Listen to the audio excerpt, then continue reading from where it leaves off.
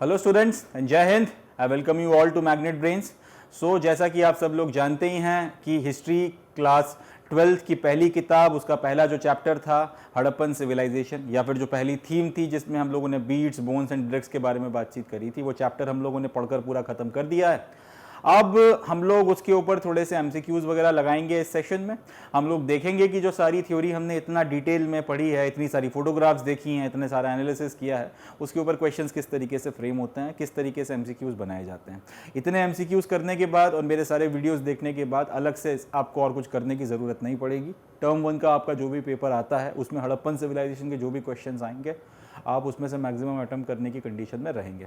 So without any further ado now we are going to start. वो बच्चे जिन्होंने अभी तक पूरे वीडियोस नहीं देखे हैं, आपको भी डिसहार्टेंड होने की ज़रूरत नहीं है। मैं एक्सप्लेनेशन साथ में शॉर्ट आपको देता चलूँगा, उससे आपको एक बेसिक अंडरस्टैंडिंग लगती चली जाएगी क्वेश्चंस के कंसेप्ट के बारे में। बट फिर भी it will be a advice, it will be a suggestion कि आप जितना जल्दी हो सके उन वीडियोस को देख लें, एक बार से ज़्यादा बार देख लें, अच्छे से अपने कंसेप्ट बना लें, और उसके बाद में फिर आपको ये एमसीक्यू एकदम आसानी से बन जाएंगे, अच्छे से समझ में आ जाएंगे। So without any further ado here we begin. हमारी हिस्ट्री क्लास 12 हड़प्पन सिविलाइजेशन की थीम के ऊपर पहला सवाल ये रहा, what was the main feature of the Harappan civilisation. Harappan civilisation जो थी इसका मेन फीचर क्या था, और आपके ऑप्शंस क्या हैं? Town planning, art and architecture, administration और एग्रीकल्चर। तो जब हम लोग हड़प्पन सिविलाइजेशन को पढ़ रहे थे, कई बार इस बारे में बात आई, हम लोगों ने जब पूरा हड़प्पा को, मोहनजोदाड़ो को सब कुछ पढ़ा था, तब हमको एक बात पता चली कि हड़प्पन्स ने स्मार्टली एक काम किया था। उन्होंने अपना पूरा का पूरा शहर जो है ग्रिड सिस्टम या ग्रिड पैटर्न के ऊपर बनाया था। ग्रिड पैटर्न के ऊपर बनाया था। ग्रिड पैटर्न का मतलब क्या है? सड़कें ऐसी बनाई गई थी कि वो एक दूसरे को 90 के एंगल पर कट करती थी, और इसके कारण पूरा का पूरा शहर जो है कई सारे रेक्टेंगुलर ब्लॉक्स में डिवाइड हो जाता था। इन्हीं के साइड बाय साइड फिर उन्होंने ड्रेन्स वगैरह बनाए थे, जिससे पूरे शहर की गंदगी बहकर बाहर निकल जाती थी। तो ये सारी चीज़ें किस कैटेगरी में आती हैं? ये पूरा का पूरा जो आपने काम किया है कि पहले सड़कें बनाई, फिर आपने ड्रेन्स बनाए, और उसके बाद आपने शहरों के मकान बनाए और बाकी शहर बसाया, ये सारी चीज़ें आती हैं टाउन प्लानिंग में। और क्योंकि ये कहीं और किसी दूसरी सिविलाइजेशन में इतना ज़्यादा डिटेल में देखने के लिए नहीं मिलता, तो बाकी सारे फैक्टर्स भी हैं, आर्ट और आर्किटेक्चर भी है, एडमिनिस्ट्रेशन के बारे में ज़्यादा कुछ हम लोग नहीं कह सकते हड़प्पन के, एग्रीकल्चर भी वो लोग किया करते थे, बट टाउन प्लानिंग जो है वो इनको एकदम अलग खड़ा करती है। इनकी यूएसपी जो है वो टाउन प्लानिंग है। तो सही जवाब क्या हो जाएगा? इसका सही आंसर हो जाएगा टाउन प्लानिंग। कि what was the main feature of Harappan civilisation? जवाब क्या हो गया? Town planning. ग्रिड पैटर्न के ऊपर बनाया गया था पूरा का पूरा शहर। चलें next question. Which of these was the source of copper for Harappans? इनमें से कौन सी जगह से हड़प्पन्स कॉपर लेकर आया करते थे? इस पर भी हम लोगों ने बातचीत करी थी कि हड़प्पन्स जनरली दो जगहों से अपना कॉपर लेकर आया करते थे। सबसे पहला तो अपने भारत देश में जो राजस्थान में खेतरी रीजन पड़ता है वहां से ये कॉपर लाया करते थे, और दूसरा ओमान से ये लोग कॉपर लिया करते थे। ये हमको पता चला है बाद में फर्दर इन्वेस्टिगेशन की मदद से। ये भी हम लोगों ने अपने लेक्चर में कवर किया था, तो जिन बच्चों ने देखा होगा उनसे ये आसानी से बन गया होगा। जिन्होंने नहीं देखे हैं लेक्चर्स वो देख लीजिएगा जाकर, तो आपको ज्यादा अच्छे से समझ में आ जाएगा कि ये कॉपर यहां से क्यों लाते थे और उसका क्या इस्तेमाल करते थे। बट जवाब क्या है? कॉपर के दो मेन सोर्सेस थे। एक था आपका राजस्थान का खेतरी रीजन जहां पर आपकी कॉपर की माइंस हैं, और दूसरा ओमान से भी ये लोग कॉपर लिया करते थे। अब क्योंकि यहां पर अपने ही स्टेट, अपने ही जो ऑप्शंस में अपने ही राज्यों के नाम दिए हुए हैं देश के, तो उसका सही जवाब क्या हो जाएगा? इसका सही जवाब हो जाएगा B, Rajasthan. That is the correct answer. चलें आगे बढ़ते हैं। The director general of the ASI का फुल फॉर्म क्या है? Archaeological survey of India, who brought a military precision to the practice of archaeology was। Last lecture जो था Harappan civilization का, उसमें हम लोगों ने बात करी थी कि हड़प्पन सिविलाइजेशन की डिस्कवरी कैसे हुई थी। वहां पे हम लोगों ने देखा था कि किन्होंने हड़प्पा की खोज की थी और वहां पे एक्सकवेशन चालू करवाए थे, किन्होंने अल्टीमेटली ये डिक्लेयर किया था कि हम लोगों ने एक नई सिविलाइजेशन खोज ली, और किन्होंने इंडियन आर्कियोलॉजी में प्रोफेशनलिज्म को ज़्यादा अच्छे से पढ़ाया था, ज़्यादा प्रिसिशन लेकर आए थे। तो हम लोगों ने देखा था कि आर्कियोलॉजिकल सर्वे ऑफ इंडिया में 1944 में एक रिटायर्ड आर्मी के ब्रिगेडियर साहब आते हैं, और क्योंकि फौजी हैं तो फौजी अपने साथ में एक चीज़ लेकर चलता है, वो है डिसिप्लिन। मिलिट्री का डिसिप्लिन, मिलिट्री का प्रिसिशन वो आर्कियोलॉजिकल सर्वे ऑफ इंडिया में लेकर आए, और उन्होंने उसी प्रिसिशन और उसी डिसिप्लिन के साथ में ASI को फिर काम करवाया, और उनका नाम था REM व्हीलर साहब।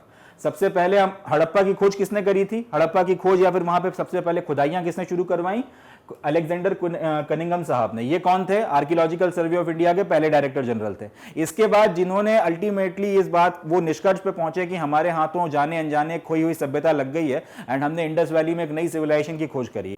ये डिक्लेरेशन दुनिया को जॉन मार्शल ने किया था 1921 में, जब इनको काफ़ी एविडेंस मिल गया तो फाइनली इन्होंने बोला कि हमारे हाथों एक सिविलाइजेशन लग गया और हम हिंदुस्तान को जितना पुराना समझ रहे हैं ये उससे भी 3-4 हज़ार साल पुराना है और उसके भी आगे चला जाए तो कहा नहीं जा सकता। इन्होंने भी अच्छे खासे काम करवाए, काफ़ी कंट्रीब्यूशन दिया, मगर REM व्हीलर साहब अपने साथ में मिलिट्री प्रिसिशन लेकर आए और इन्होंने स्ट्रेटिग्राफी के ऊपर काफी ज्यादा फोकस करवाया। इन्होंने ये चीज करवाई थी कि यार तुम ये नहीं करोगे कि कहीं पर अगर तुम्हें कोई आर्कियोलॉजिकल साइट मिल गई तो तुमने एक लेयर डिसाइड कर ली, एक लेवल डिसाइड कर लिया कि इतने से इतने के बीच में खुदाई करेंगे और उसमें फिर जितने ऑब्जेक्ट मिले तुम सबको इकट्ठा रख दोगे साथ में। ऐसा नहीं होता, तुम उसको स्ट्रेटिग्राफी की साइंस के अनुसार लेयर बाय लेयर खोद के निकालोगे। अब ये नहीं करोगे कि पहले से डिसाइड कर लिया कि 15 सेंटीमीटर खोदेंगे या 35 सेंटीमीटर खोदेंगे और बीच के इलाकों में से मिले हुए ऑब्जेक्ट्स को अपन रख लेंगे और सबको इकट्ठा साथ में रख देंगे। ऐसे नहीं होता है। तो वो चीज लेकर आए थे। मिलिट्री प्रिसिशन की लाने का जो आपका कंट्रीब्यूशन है वो REM व्हीलर साहब को जाता है। ये हम लोगों ने लास्ट लेक्चर में पढ़ा था, जिनको नहीं पता वो आप जाकर देख सकते हैं। तो करेक्ट आंसर क्या हो जाएगा? करेक्ट आंसर हो जाएगा आपका डी। चलें अगला देखते हैं। Which among the following is a very soft stone? अब इनमें हमको यह बताना है कि एक काफी ज्यादा सॉफ्ट स्टोन जो है इसमें से कौन सा है। जिस बच्चे ने पहला लेक्चर देखा है या NCERT की किताब जो है उसकी पहली लाइन भी पढ़ी है वो इसका जवाब दे सकता है कि हड़प्पन सील्स वगैरह जो थी जनरली स्टिएटाइट नाम के एक पत्थर से बनाई जाती थी और ये पत्थर काफी ज्यादा सॉफ्ट होता था। सॉफ्ट का मतलब अब ये भी नहीं है कि आपने हाथों के बीच में दबाया और वो एकदम से पिचक गया, मगर कंपैरेटिवली सॉफ्ट होता था। उसके ऊपर आपका अगर नक्काशी करनी है, काटने छाटने का काम करना है तो आसानी से हो सकता था। तो स्टिएटाइट जो था वो काफी ज्यादा सॉफ्ट स्टोन माना जाता है कंपेयर टू जो जैस्पर और कार्निलियन थे, इनके कंपैरिजन में तो काफी ज्यादा सॉफ्ट स्टोन था। इसका इस्तेमाल आपकी सील्स वगैरह बनाने के लिए किया जाता था। तो इसका सही जवाब क्या हो गया? सब काफी ज्यादा सॉफ्ट स्टोन कौन सा है? स्टिएटाइट। अब जिन बच्चों ने बिल्कुल लेक्चर नहीं देखा है वो बोलेंगे कि ये क्या मजाक चल रहा है, पढ़ा आप इंडस वैली सिविलाइजेशन रहे थे, सवाल अब इंडस वैली पे आने चाहिए और यहाँ पे आप ये पूछ रहे हो कि कौन सा पत्थर मजबूत है और कौन सा पत्थर का सॉफ्ट है।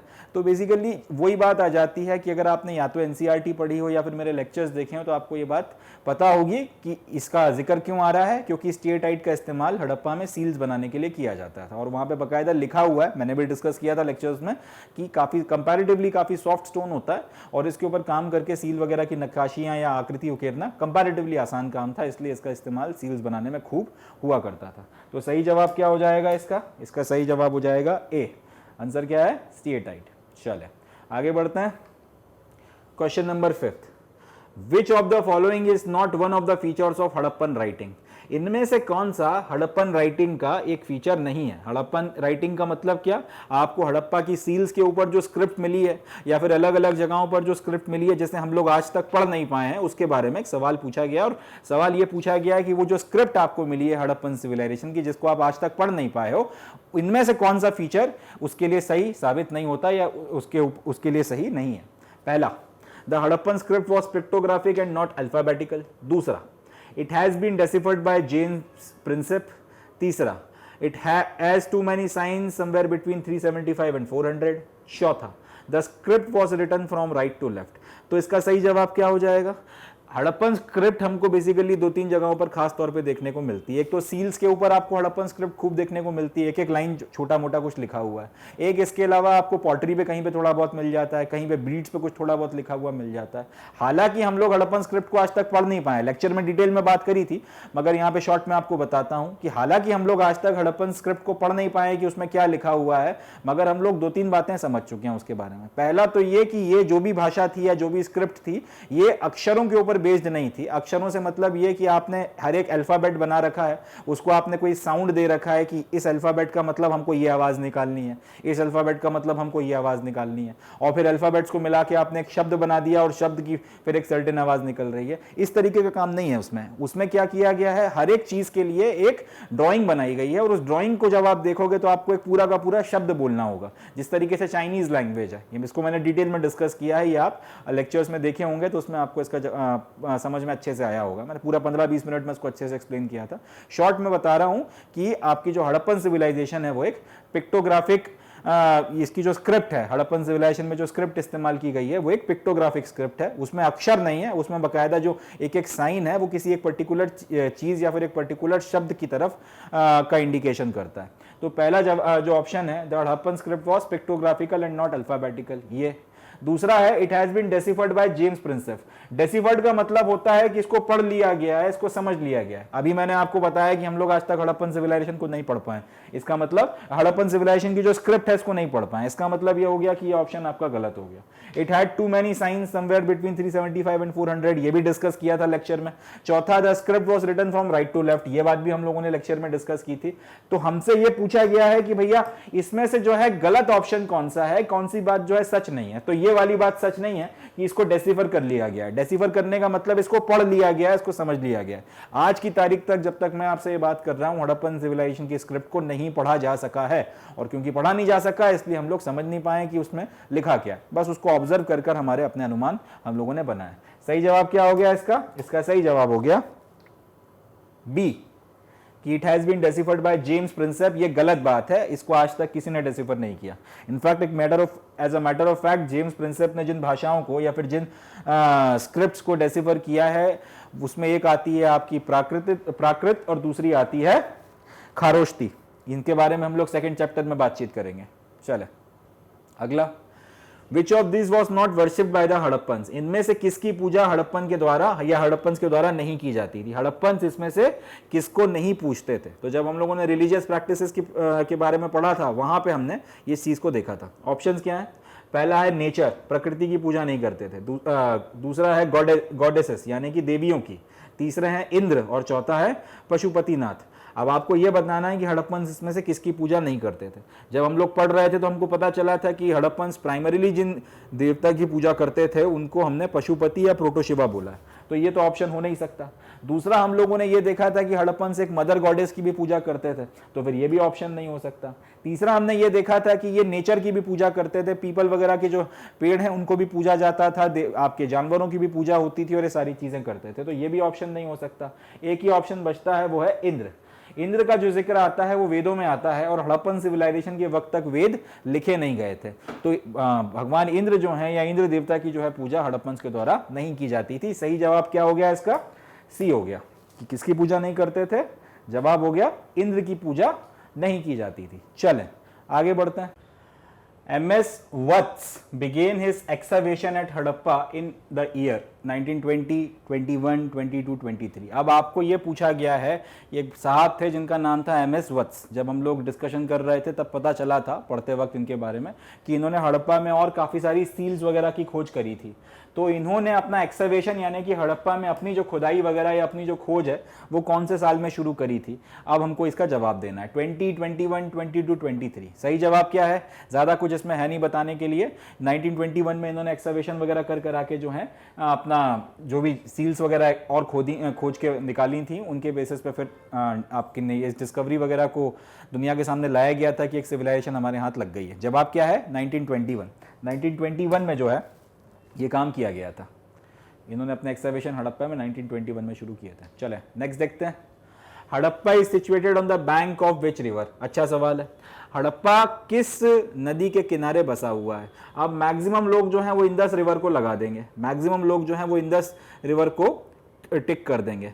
हम लोग जब कहते हैं सिंधु घाटी सभ्यता या इंडस वैली सिविलाइजेशन, तो इसका ये मतलब नहीं है कि इसके जो सारे के सारे शहर हैं वो सिंधु घाटी में इंदस के किनारे बसे हुए हैं। इसका ये मतलब है कि इंदस रिवर और उसमें गिरने वाली जो दूसरी नदियां हैं, पूरा का पूरा जो एक रिवर सिस्टम बन रहा है और इसके कारण जो पूरी की पूरी एक वैली बनी है, इंडस वैली जिसको कहा जा रहा है, उसमें बसा हुआ कोई भी शहर वो इंडस वैली सिविलाइजेशन का पार्ट होगा। ज़रूरी नहीं है कि वो जो आपका शहर है वो सिंधु नदी के जस्ट किनारे बसा हो तभी आप उसे इंडस वैली सिविलाइजेशन या फिर हड़प्पन सिविलाइजेशन का पार्ट मानेंगे। इनफैक्ट जो आपका हड़प्पा शहर है वो इंडस रिवर या सिंधु रिवर के किनारे नहीं बसा हुआ, वो एक इंडस रिवर की ट्रिब्यूटरी के किनारे बसा हुआ है जो बाद में जाकर इंडस में गिरती है, और उसका नाम क्या है? रवि। ये याद रखिएगा, इंडस रिवर जो है हड़प्पा उसके किनारे नहीं बसा हुआ, हड़प्पा बसा हुआ है रवि रिवर के किनारे। चले सही जवाब क्या हो गया इसका? रवि। आगे बढ़ते हैं। Which of the following metal was not known to the Harappans? अब आपसे अगला सवाल ये पूछा गया है कि हड़प्पन्स को इनमें से किस मेटल के बारे में जानकारी नहीं थी। और ऑप्शंस आपके सामने हैं ब्रॉन्ज, सिल्वर, कॉपर और आयरन। आसान है। हम लोगों ने इसको दो तरीके से इसका जवाब दिया जा सकता है। सबसे पहला तो ये कि जो हड़प्पन कल्चर है या पूरी सिविलाइजेशन है वो चैल्कोलिथिक है, और चैल्कोलिथिक में भी ये ब्रॉन्ज एज में आई थी।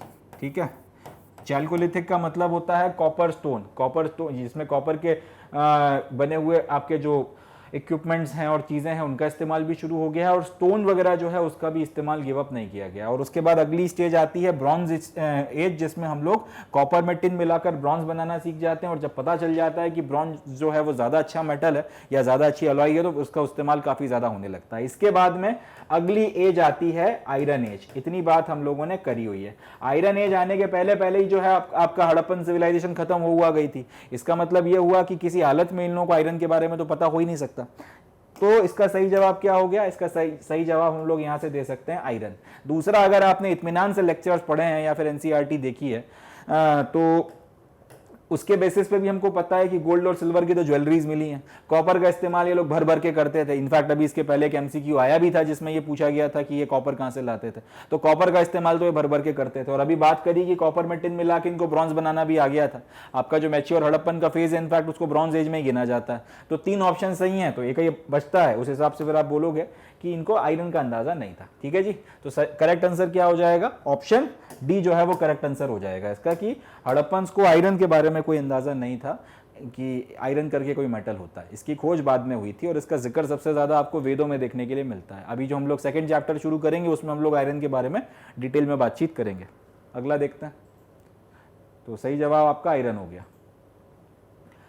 Which of these is the other names of Harappan civilisation? अब हद आसान सवाल है, बहुत आसानी से बन जाएगा कि हड़प्पन सिविलाइजेशन का दूसरा नाम क्या है। अभी बातचीत करते करते मैं इसका जिक्र कई बार कर चुका हूं, तो उसको एक्सप्लेन नहीं करना। इंडस वैली सिविलाइजेशन या हड़प्पन सिविलाइजेशन, हिंदी में बोलना हो तो सिंधु घाटी सभ्यता हम इसको कह सकते हैं। सही जवाब क्या हो गया इसका? इसका सही जवाब हो गया B. It was an easy question. आगे बढ़ते हैं। Archaeologist have also found evidence of a ploughed field at. Archaeologist को एक जोते हुए खेत का एविडेंस कहां पर मिला है? सवाल क्या है? आर्कियोलॉजिस्ट को एक जोते हुए खेत का मतलब जिसमें हल चलाकर आपने उसमें बकायदा फरोज बनाई हैं, जिन फरोज वगैरह में फिर आप सीड्स वगैरह डालकर उसके बाद खेती वगैरह करते हैं। तो आर्कियोलॉजिस्ट को इस तरीके से जोते हुए खेत के एविडेंस हड़प्पन सिविलाइजेशन में किस शहर में मिले? जब ऑप्शंस आपके पास डाले गए हैं बनवाली, कालीबंगन, चोलिस्तान, सिसवाल। इसमें भी फिर वही बात आ जाती है, इसको भी हम लोगों ने लेक्चर्स में डिस्कस किया था, बकायदा इसके फोटोग्राफ्स देखे थे। हमको इनफैक्ट ये भी पता चला था कि 2-2 क्रॉप ये लोग उगा लिया करते थे, क्योंकि 2 फरोज हमको मिली थी जो एक दूसरे के साथ में 90 डिग्री के एंगल पर थी। तो वो सारे डिस्कशन से हम लोगों को पता था कि जो ये जोता हुआ खेत है ये हमको कालीबंगन राजस्थान में देखने के लिए मिला है। बकायदा इसकी फोटोग्राफ्स वगैरह भी हम लोगों ने देखी थी। सही जवाब क्या हो गया? सही जवाब हो गया बी। अगला, Which was the largest city of Harappan civilisation? Harappan civilisation में जितने भी शहर वगैरह मिले हैं इसमें सबसे बड़ा जो शहर है वो कौन सा है? ऑप्शंस कौन कौन से हैं आपके पास में? मोहनजोदाड़ो, लोथल, कालीबंगन, रंगपुर। अब क्योंकि हम लोगों ने बकायदा आपकी जो क्लास 12th की किताब है इसमें मोहनजोदाड़ो शहर की केस स्टडी को देखा था, डिटेल में मोहनजोदाड़ो को पढ़ा था। हमने ये देखा था कि मोहनजोदाड़ो शहर का प्लान कैसा है। हमने ये देखा था कि शहर 2 हिस्सों में डिवाइडेड है, एक को सीटाडेल बोला गया और एक को लोअर टाउन बोला गया।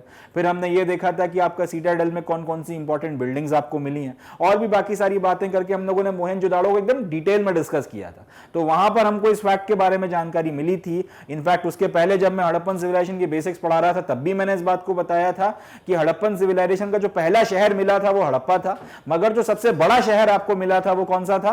सबसे बड़े शहर का नाम था मोहनजोदाड़ो। एक चीज को क्लैरिफाई भी किया था कि सबसे बड़ी जो साइट आपको मिली थी वो राखीगढ़ी थी। सबसे बड़ी साइट में और सबसे बड़े शहर में एक फर्क होता है, वो भी मैंने आपको एक्सप्लेन किया था।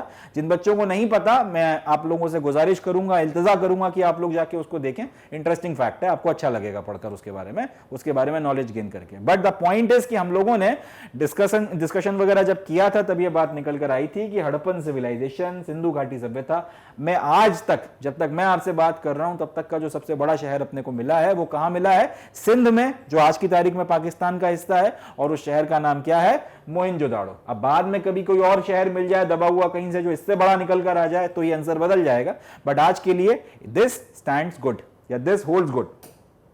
तो सही जवाब क्या हो गया इसका? इसका सही जवाब हो गया ए, मोहनजोदाड़ो। आगे बढ़ते हैं। Which of the following item has not been found in the Harappan graves. अब हमको यह बताना है कि इनमें से कौन सा आइटम जो है आपको हड़प्पन ग्रेव्स में देखने के लिए नहीं मिला। तो जैसा कि हम लोगों ने डिस्कस किया था ब्यूरियल मेथड्स में, हड़प्पन जनरली क्या करते थे, अगर उनके अपने किसी व्यक्ति की मृत्यु होती थी तो या तो उसको जलाते थे और उसके बाद में उसकी जो राख है उसको वो लोग गाड़ दिया करते थे, या फिर वो जो व्यक्ति जिसकी मृत्यु हुई है उसको बाकायदा वो पूरा एक कब्र आपकी खोदा करते थे और उसके बाद उसमें गाड़ते थे। आप कब्र को खोद के डायरेक्ट आप उसमें गाड़ दोगे, या फिर कब्र को खोद के आप उसमें चारों तरफ ईंटें लगा के उसको पक्का करोगे और ताबूत में रख के गाड़ोगे। आप उसको सिर्फ ऐसे ही गाड़ दोगे सामने वाले को, या फिर उसके साथ में आप कुछ सामान वगैरह रखकर गाड़ोगे। ये प्लेस टू प्लेस वेरी होता था, मगर दो तरीके से ये लोग ब्यूरियल किया करते थे। या तो पोस्ट क्रिमेशन ब्यूरियल कर दिया करते थे, जलाकर आपने गाड़ दिया है, उसकी सारी जो भी राख वगैरह बची है उसको किसी आपके पॉटरी में या किसी मटके वगैरह में छोटे से भर के, या फिर दूसरा काम क्या किया जाता था, दूसरा काम किया जाता था 10 का 10 पूरी की पूरी डेड बॉडी को गाड़ दिया जाता था। उसके फिर बाद में अवशेष भी मिले और हमने काफी सारी ब्यूरियल्स की फोटोग्राफ्स देखी हुई थी। तो अपने से सवाल यह पूछा गया है कि आखिर इनमें से कौन सी चीज वहां पर नहीं मिली है। ऑप्शंस आपके पास दिए गए हैं, पॉटरी एंड ऑर्नामेंट्स, दूसरा आयरन हैंड एक्स, तीसरा है ज्वेलरी और चौथा है copper mirrors. Pottery and ornaments में आप एक आपका ऑप्शन है आयरन एंड हैंड एक्स का मतलब हो गया हाथ का जो हसिया होता है वो, ज्वेलरी आपको पता ही है, और कॉपर मिरर का मतलब जो आपका मिरर जिसमें कॉपर को घिस घिस के इतना ज्यादा चमकाया जाता है कि आप उसमें अपना चेहरा देख सको। ये 4 ऑप्शंस हैं, अब आपको बताना है सही कौन सा है, यानी कि इनमें से कौन सा जो ऑब्जेक्ट है वो नहीं मिला। इसको थोड़ा कॉमन सेंस से सॉल्व करते हैं। 2 मिनट के लिए मान लेते हैं कि आपको नहीं पता, 2 मिनट के लिए मान लेते हैं कि आपने हड़प्पन सिविलाइजेशन नहीं पढ़ा, तो भी आप इसका जवाब दे सकते हो। इसका जवाब आप ऐसे दे सकते हो, अगर आपको बेसिक भी पता है कि हड़प्पन सिविलाइजेशन जो है वो आयरन एज के पहले आया था, अगर आप थोड़ा कॉमन सेंस से सोचोगे कि हड़प्पन सिविलाइजेशन, और आपको बिल्कुल अंदाजा ही नहीं, आपने पढ़ा ही नहीं हड़प्पा के बारे में, 2 मिनट के लिए मान लेते हैं, तो अगर आप ये बेसिक भी जानते हो कि हड़प्पन सिविलाइजेशन आयरन एज के पहले आया था, हड़प्पन सिविलाइजेशन खत्म हुआ गया, उसके बाद में आपकी जो आयरन एज है वो शुरू हुई थी, तो उस हिसाब से भी देखोगे तो किसी हालत में आयरन हैंड एक्स यानी कि हाथ का वो हसिया जो लोहे का बना हो वो मिल ही नहीं सकता यहाँ पे, अगर आप कॉमन सेंस से चलोगे तो इसका सही जवाब हो जाएगा बी। और अगर आपने अच्छे से पढ़ा होगा तो आपको पता है, हम लोगों ने फोटोग्राफ्स भी देखे थे कि कई जगहों पे आपको ज्वेलरी भी देखने को मिली, पॉटरी और ऑर्नामेंट्स वगैरह रखे जाते थे, ये कॉमन देखा गया है। हर जगह मिल जाए जरूरी नहीं है, मगर जनरली वो अपनी जो ताबूतें हैं या फिर अपने जो डेड बॉडीज हैं उसके साथ में पॉटरी रखते थे। इसकी फोटो भी देखी थी हम लोगों ने, और कॉपर मिरर भी मिला है। तो सही जवाब क्या हो गया इसका, क्या नहीं मिला है, सही जवाब हो गया आयरन हैंड एक्स, याद रखिएगा, इसका सही ऑप्शन हो गया आपका बी। चलें आगे बढ़ते हैं। Which of this is the feature of Harappan civilisation. अब इनमें से हड़प्पन सिविलाइजेशन का फीचर कौन सा है? अर्बन प्लानिंग है, ड्रेनेज सिस्टम है, सीटाडेल एंड लोअर टाउन है, या फिर ये सबका सब है। अपने को ये बताना है कि ये जो हड़प्पन सिविलाइजेशन है उसकी कैरेक्टरिस्टिक इसमें से कौन सी है। पहला अर्बन प्लानिंग। अर्बन प्लानिंग का मतलब कि आपने बकायदा प्लान किया और उसके बाद में एक जगह पर एक शहर बसाया। हाँ, ये बात तो है, सच है कि आपके हड़प्पा मोहनजोदाड़ो को देखकर समझ में आता है कि यहाँ पर पहले लोग रहा नहीं करते थे, पहले इस शहर को किस तरीके से बनाया जाएगा ये डिसाइड किया गया था, बसाया गया, उसके बाद में फिर लोगों ने आके वहां पर रहना शुरू किया था। दूसरा ड्रेनेज सिस्टम, ये भी हम लोगों ने देखा था कि पहले आपकी सड़कें बनी थी, उसके बाद में ड्रेनेज सिस्टम बना था और उसके बाद में आपने पूरा का पूरा जो है मकान वगैरह बना के शहर को बसाया था। तीसरा citadel and lower town. Mohenjodaro पढ़ते वक्त हमने ये भी देखा था कि जो शहर था वो सीटाडेल और लोअर टाउन में डिवाइडेड था। कई जगहों पर ये प्रोसेस को फॉलो किया गया है कि आपको जनरली एक सीटाडेल और एक लोअर टाउन मिल जाता था। तो ये तीनों ऑप्शंस जो हैं वो सही हैं। ये चीज भी हड़प्पन सिविलाइजेशन की सही है, ये भी सही है और ये भी सही है। इसका मतलब ये सारे के सारे ऑप्शन सही हैं, यानी कि D must be the right answer. तो इसका सही जवाब क्या हो जाएगा? इसका सही जवाब हो जाएगा डी, ऑल ऑफ दीज। चलें नेक्स्ट देखते हैं। Scholars have estimated that the total number of wells in Mohenjodaro was about. Scholars ने एक एस्टिमेट लगाया है कि मोहनजोदाड़ो शहर जो था उसमें टोटल वेल्स जो थे वो कितने थे। अब ये बात भी जब हम लोग लोअर टाउन के बारे में पढ़ रहे थे तब ये आई थी कि आपके जो घर वगैरह हैं मोहनजोदाड़ो में, जो लोअर टाउन में सामान्य जन सामान्य लोगों के रहने के, कॉमन लोगों के रहने के, कॉमन पीपल के रहने के जो घर थे, उनमें से कई घरों में आपको कुएं मिले हैं उनके खुद के। अब हर घर में मिला हो ऐसा भी नहीं है, मगर कई घरों में अपने कुएं मिले हैं। तो आर्कियोलॉजिस्ट का ये मानना था कि ये कुआं आसपास के काफी सारे घरों के पीने के पानी की व्यवस्था कर दिया करता होगा, ऐसी कुछ सिस्टम रहा होगा। तो ओवरऑल एक रफ एस्टिमेट है कि लोअर टाउन में लगभग 700 के करीब जो है वेल्स, पर्सनल वेल्स की बात कर रहा हूं, पर्सनल जो कुएं थे वो मिले थे। तो सही जवाब क्या हो जाएगा इसका? इसका सही जवाब हो जाएगा डी। ये भी जब हम लोग डिस्कशन कर रहे थे, जब हम लोग बीड्स, बोन्स एंड ब्रिक्स के बारे में बातचीत कर रहे थे, हड़प्पन सिविलाइजेशन के पहले चैप्टर को डिस्कस कर, या क्लास 12 की हिस्ट्री की पहली किताब के पहले चैप्टर जिसका नाम हड़प्पन सिविलाइजेशन है उसे डिस्कस कर रहे थे, तब ये बात निकल कर आई थी। सही जवाब हो जाएगा 700। चलो नेक्स्ट क्वेश्चन की तरफ बढ़ते हैं। Which among the following is a very soft stone. अच्छा, ये क्वेश्चन तो रिपीट हो गया। चलें, इसका जवाब तो हमको पता ही है कि स्टीएटाइट है। इसका सही आंसर आपका स्टीएटाइट है, पहले भी ये क्वेश्चन एक बार आ चुका है। अगला देखते हैं। Which town in Indus valley civilisation had not citadel. इनमें से कौन से टाउन में सीटाडेल नहीं था? सीटाडेल का मतलब क्या है? हम लोगों ने डिस्कशन किया था, तब निकल कर आई थी बात कि शहर जो है दो हिस्सों में जनरली डिवाइडेड होता था, एक छोटा पोर्शन और एक बड़ा पोर्शन।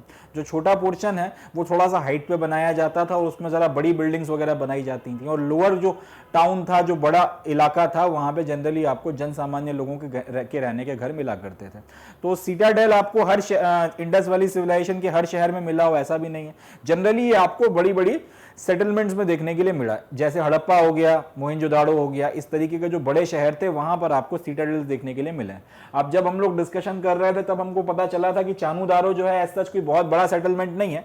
चानूदारो एक छोटी सी रिहाइश थी, एक छोटा सा सेटलमेंट था। काम का इसलिए था क्योंकि ये क्राफ्ट प्रोडक्शन में स्पेशलाइजेशन करता था, बाकी ये बहुत बड़ा शहर या बहुत बड़ी सेटलमेंट नहीं हुआ करती थी। और यहां पर हमको किसी तरीके का किला या सीटाडेल वगैरह नहीं मिला है। तो सही जवाब इसका क्या हो जाएगा? चानूदारो। मोहनजोदाड़ो में सीटाडेल मिला है, हड़प्पा में सीटाडेल मिला है, लोथल में तो सीटाडेल और पोर्ट और पता नहीं क्या क्या चीजें मिली हैं। तो इसका सही जवाब क्या हो गया? सही जवाब हो गया सी, चानूदारो। अगला देखते हैं। Exchanges were regulated by a precise system of weights usually made of a stone called.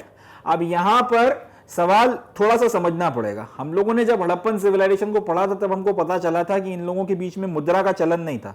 जैसे अगर आज मुझे कुछ खरीदना है तो मैं जाऊंगा, जहां पर भी वो चीज मिल रही है उस चीज का दाम पूछूंगा। अगर मैं वो दाम देने की स्थिति में हूं तो मैं वो कैश पे करूंगा, उसे कैश या ऑनलाइन जैसा भी मैं चाहता हूं उसे पे करूंगा और वो मुझे वो चीज दे देगा।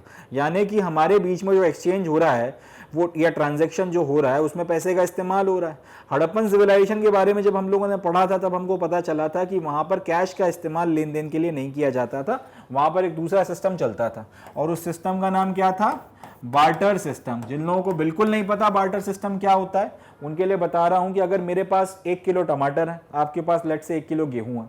अब अगर हमारे बीच में, और मुझे गेहूं की जरूरत है, आपको टमाटर की जरूरत है, और हमारे बीच में एक अंडरस्टैंडिंग बन गई कि आप भैया मेरे से 1 किलो टमाटर ले लो और मुझे आप 1 किलो गेहूं दे दो, तो इस तरह से अगर हम लोग अपना काम चला रहे हैं तो उसको बार्टर सिस्टम बोला जाता है। अब हम लोगों ने देखा था कि हड़प्पन किसी तरीके की कोई के कैश का इस्तेमाल नहीं किया करते थे, वहां पे कोई मुद्रा नहीं चलती थी, वो लोग बार्टर के तहत अपना व्यापार चलाते थे। अब बार्टर में ये भी मतलब नहीं है कि आपको 1 किलो कुछ दे दिया तो उसके बदले में मैं 1 किलो ही कुछ सामान लूंगा।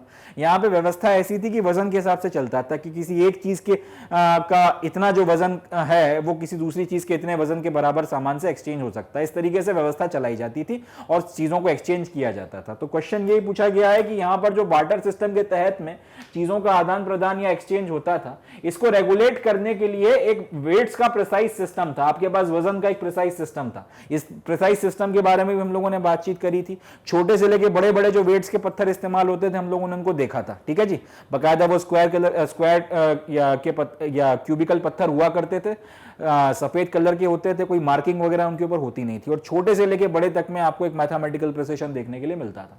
तो हम लोगों ने बात करी थी इस प्रिसाइज सिस्टम ऑफ वेट्स के बारे में।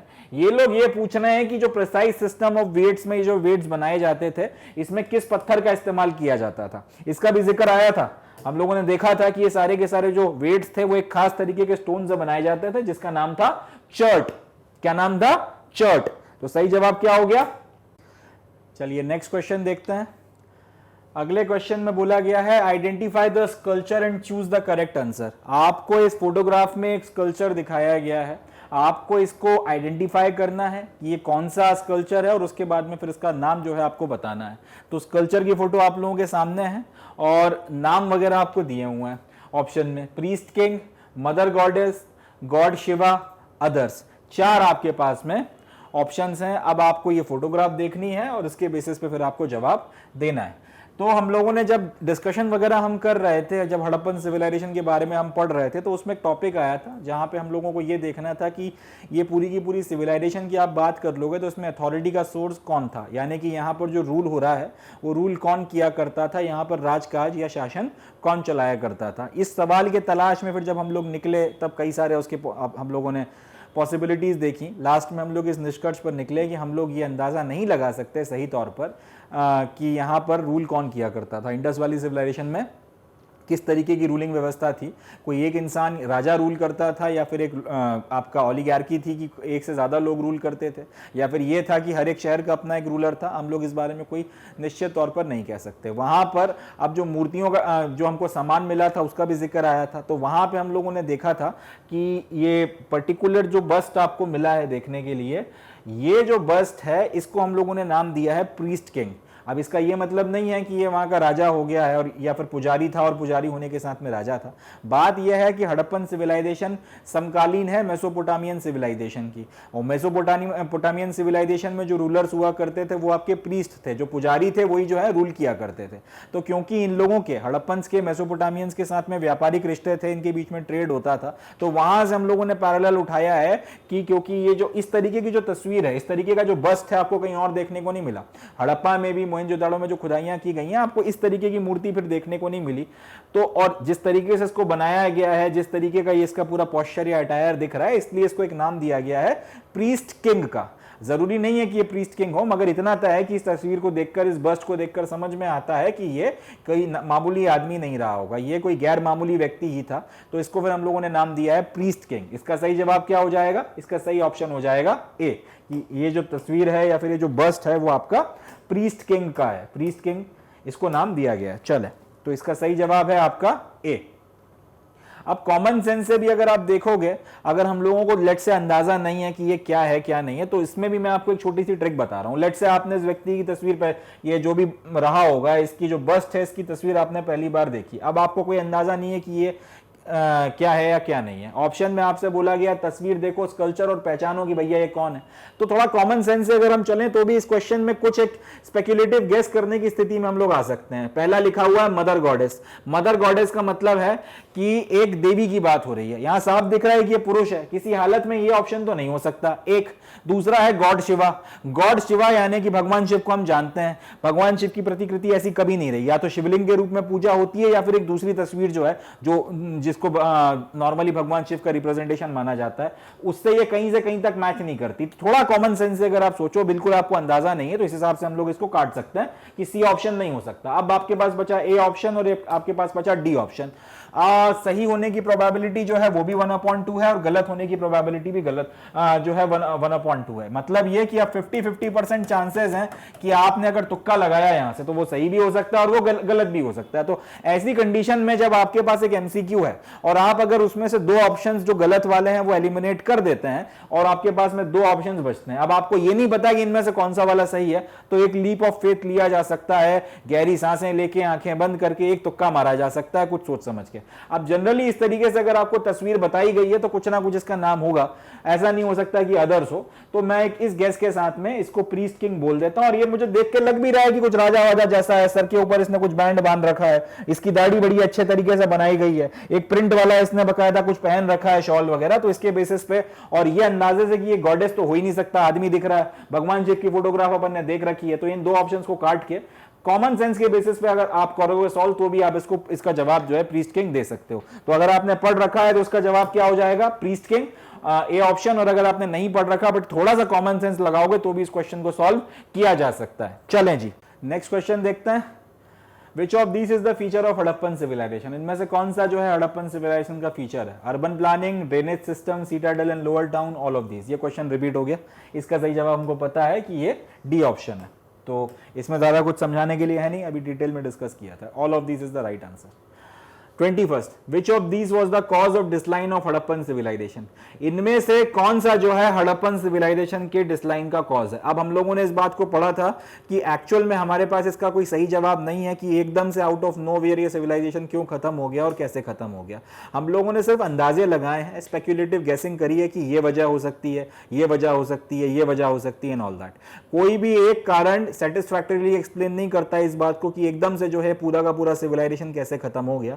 मगर जो गैसेस वगैरह दिए गए हैं वो कुछ हद तक उनमें सच्चाई भी है, कुछ हद तक उसमें बातें आपको गले नहीं उतरती। तो अलग अलग रीजंस दिए गए हैं और इन्हीं को जो है मतलब ये मानकर चला जाता है कि सच्चाई इन्हीं में से किसी के आसपास कहीं रही होगी। जैसे आजकल एक जो कॉमन बिलीफ है कि शायद कोई प्लेग फैल गया होगा, कोई बीमारी फैल गई होगी और उसके कारण इनको छोड़ के जाना पड़ा होगा, ये काफी ज्यादा माना जा रहा है। बट मोर और लेस हम लोगों ने जब डिस्कस किया था तो पढ़ा था कि अलग अलग रीजंस दिए गए थे। कुछ लोग बोलते थे कि डिफॉरेस्टेशन के कारण, कुछ बोलते थे फ्लडिंग के कारण, कुछ बोलते थे क्लाइमेटिक चेंज, कुछ बोलते थे कि बार बार आपके अर्थक्वेक आते थे, कुछ कहते थे कि आपके बीमारियां फैल गई थी, कुछ बोलते थे कि बाहर से कुछ हमले हो गए होंगे। अलग अलग आपके अलग अलग रीजंस दिए गए। कोई भी एक ऑप्शन आपको सच्चाई के करीब पूरी तरीके से नहीं दिखता, मगर हाँ जो भी रीजन रहा होगा, रियलिटी इन्हीं में से किसी के आसपास या फिर इन्हीं फैक्टर्स के कॉम्बिनेशंस के आसपास रही होगी। इस बेसिस पर हम लोग चलते हैं। तो इसका सही जवाब हम तलाशने की कोशिश करते हैं। Which of these was the cause of decline of Harappan civilisation. पहला क्लाइमेटिक चेंज, इसको एक फैक्टर माना गया है। दूसरा फ्लड्स, इसको भी एक फैक्टर माना गया है। तीसरा डिफॉरेस्टेशन, इसको भी एक फैक्टर माना गया है। और चौथा ऑल ऑफ दीज। तो सही ऑप्शन क्या हो जाएगा? All of these will be the right answer. क्यों? क्योंकि एग्जैक्ट रीजन हमको नहीं पता, अलग अलग रीजंस दिए गए हैं और माना यह जाता है कि हकीकत इन्हीं में से, इन्हीं सबके कॉम्बिनेशंस के आसपास कहीं पर होनी चाहिए, क्योंकि एक फैक्टर पूरे के पूरे सिविलाइजेशन के डिसलाइन या पूरी की पूरी सिविलाइजेशन के खत्म होने को एक्सप्लेन नहीं करता। तो सही जवाब क्या हो जाएगा इसका? इसका सही जवाब हो जाएगा डी, ऑल ऑफ दीज। चलें अगला देखते हैं। The false statement about Harappan civilisation. अब 4 स्टेटमेंट्स आपको दिए गए हैं और आपको यह बताना है कि इनमें से हड़प्पन सिविलाइजेशन के बारे में कौन सा स्टेटमेंट गलत है। तो पहले हम लोग स्टेटमेंट पढ़ते हैं। पहला, Harappan people traded with Mesopotamia. Harappan सभ्यता के जो लोग थे वो मेसोपोटामिया के साथ में ट्रेड करते थे, पहला स्टेटमेंट है। दूसरा, Harappan people used bricks. Harappa के जो लोग थे वो ईंटों का इस्तेमाल करते थे। तीसरा, हड़प्पन पीपल फॉलोड हिंदुइज्म। तीसरा क्वेश्चन है, तीसरा ये जो स्टेटमेंट है कि हड़प्पा के लोग जो थे वो हिंदू धर्म का पालन करते थे। चौथा, Harappa was an urban revolution. चौथा ऑप्शन क्या है कि हड़प्पा जो था वो अर्बन रिवॉल्यूशन है। चलें जी, चलें अब एक एक स्टेटमेंट का एनालिसिस करते हैं और फिर उसकी मदद से हम लोग फॉल्स स्टेटमेंट पता करने की कोशिश करेंगे। हमको यह बताना है कि भैया इनमें से हड़प्पन सिविलाइजेशन के बारे में कौन सी बात सच नहीं है या गलत है। पहला, Harappan people traded with Mesopotamia. ये बात तो सच है। पूरा जो हम लोगों ने लेक्चर्स में डिस्कस किया था उसमें हमने देखा था कि हड़प्पन सील्स आपको मेसोपोटामिया में मिली हैं और बाकायदा जो ट्रेड रिलेशनशिप्स हैं वो स्टैब्लिश होते हैं। बाकायदा लिखा गया है कि हड़प्पन जो थे वो शायद जो मेसोपोटामिया के लोग थे वो शायद हड़प्पा वालों को मेलुहा के नाम से या मेलुहा क्षेत्र के लोगों के नाम से जानते थे। इनके लिए बाकायदा उन्होंने ये भी बोला है कि मेलुहा के जो लोग थे ये सी फैरर्स थे। मेलुहा जो क्षेत्र है उसको उन्होंने लैंड ऑफ सी फैरर्स कहा था। आर्कियोलॉजिस्ट ये मानते हैं कि जो मेलुहा जिक्र आ रहा है मेसोपोटामिया में वो हड़प्पा का जिक्र है। उसकी वजह यह है कि उन्होंने ये भी लिखा है कि हम लोग यहाँ से मेन क्या सामान मंगवाया करते थे, इंपोर्ट क्या क्या करते थे मेसोपोटामिया वाले, और जो चीजें ये इंपोर्ट किया करते थे मेलुहा से वो सारी की सारी चीजें आपको हड़प्पा में मिलती हैं या हड़प्पन सिविलाइजेशन में आपको देखने के लिए मिलती हैं। उसके बेसिस पे हम लोगों ने ये कहा है कि मेसोपोटामिया वाले और हड़प्पा वाले जो थे एक दूसरे को जानते थे और बाकायदा सील मिल गई जब मेसोपोटामिया में हड़प्पन लोगों की, तो उसके बेसिस पर तो ये बात और क्लियर हो गई कि भाई जो आपका हड़प्पा और मेसोपोटामिया वालों के बीच में रिलेशनशिप था, ट्रेड वगैरह होता था। तो पहला स्टेटमेंट तो सही हो गया। दूसरा, हड़प्पन पीपल यूज्ड ब्रिक्स। इस पे भी अपन ने बड़ा डिटेल में बातचीत करी है, 50 तरीके की ईंटें देखी हैं। ये तक अपन लोगों ने देखा है कि हड़प्पा में ईंटों का इस्तेमाल बहुत बड़े लेवल पर होता था। पहली चीज तो ये कि आप अपनी जो ईंटें हैं पकी हुई इस्तेमाल करते थे मेजर तौर पे। आपकी बस आपने मिट्टी से ईंट बना दी और उसको सुखा के इस्तेमाल कर लिया हो, ऐसा नहीं होता था। कुछ जगहों पे होता भी था मगर मोर और लेस आप बड़े लेवल पर पकी हुई ईंटों का इस्तेमाल करते थे। कई जगहों पर जैसे अपन ने ग्रेट बाथ में देखा था कि आपने ग्रेट बाथ का जो टैंक है उसको वाटर टाइट करने के लिए बर्न्ड ब्रिक्स का इस्तेमाल किया। मतलब इनको यह भी पता था कि अगर ईंट को एक लिमिट से ज्यादा पकाया जाए तो वो जल जाती है और उसके बाद उसको कहीं पे अगर आपने चीजों को वाटर टाइट करना है तो उसके लिए भी इस्तेमाल किया जा सकता है। तो ये बात भी सही है। अच्छा, इसी से जुड़ती हुई एक बात और बता दूं, इस पे भी एक एमसीक्यू बन सकता है, जिन बच्चों ने अभी तक लेक्चर नहीं देखे हैं उनके लिए बता रहा हूं। हड़प्पा से जो ईंटें मिली हैं उनका साइज, शेप और डायमेंशंस अलग हो सकते हैं, बट एक पर्टिकुलर प्रिंसिपल इसमें फॉलो किया गया है। लेट्स से आपकी हाइट जो है हड़प्पा की ईंटों की अगर वो x के बराबर है तो लेंथ हमेशा हाइट का 4 गुना है और ब्रेड्थ जो है वो हमेशा हाइट का 2 गुना है। ये स्टैंडर्ड हड़प्पन सिविलाइजेशन की ईंटों में हर जगह देखने को मिल रहा है। ये बात हम लोगों ने डिटेल में डिस्कस की थी। यहां पे इसलिए बता रहा हूं फिर से, क्योंकि अगर किसी बच्चे ने एमसीक्यू ही देखे हैं अभी तक और अगर लेक्चर्स नहीं देखे हैं तो ये बहुत इंटरेस्टिंग फैक्ट है, इसके ऊपर आपको सवाल देखने को मिल सकता है, एमसीक्यू बनाया जा सकता है। तो याद रखिएगा, हड़प्पन ईंटों में ऐसा नहीं कि सारी की सारी ईंटें आपको एक ही साइज की मिल रही हूं, मगर हड़प्पन ईंटों में यूनिफॉर्मिटी आपको मैथमेटिकल प्रिसिशन की देखने को मिलती है कि जो भी आपकी ईंट बनाई गई है उसमें एक प्रोपोर्शन फॉलो किया गया है कि लेंथ हमेशा हाइट का 4 गुना रहेगी और ब्रेड्थ जो है वो हमेशा हाइट का 2 गुना रहेगी, और इसी के बेसिस पे ईंटों का बनाया गया। इससे हुआ क्या, साइजेस में आपको डिफरेंसेस मिले हैं, अलग अलग तरीके की साइज की ईंटें मिली हैं जो अलग अलग जगहों पर इस्तेमाल हुई हैं, मगर यूनिफॉर्मिटी जो है वो गजब की आपको देखने को मिलती है। अगर आप मोहनजोदाड़ो से एक पर्टिकुलर डायमेंशन की ईंट उठा लो और उसी डायमेंशन की ईंट आप गुजरात से ले लो और उसी डायमेंशन की ईंट आप जम्मू या पंजाब से उठा लो, यूनिफॉर्मिटी गजब की है, जस्ट तीनों की तीनों ईंटें एग्जैक्टली सेम साइज, शेप और स्ट्रक्चर की आपको देखने को मिलती हैं। तो हड़प्पन ना सिर्फ ईंटों का इस्तेमाल करते थे मगर ईंटों का इस्तेमाल करने के मामले में मास्टर हो गए थे। तो ये दो स्टेटमेंट आपके सही हो गए। तीसरा, हड़प्पन पीपल फॉलोड हिंदुइज्म।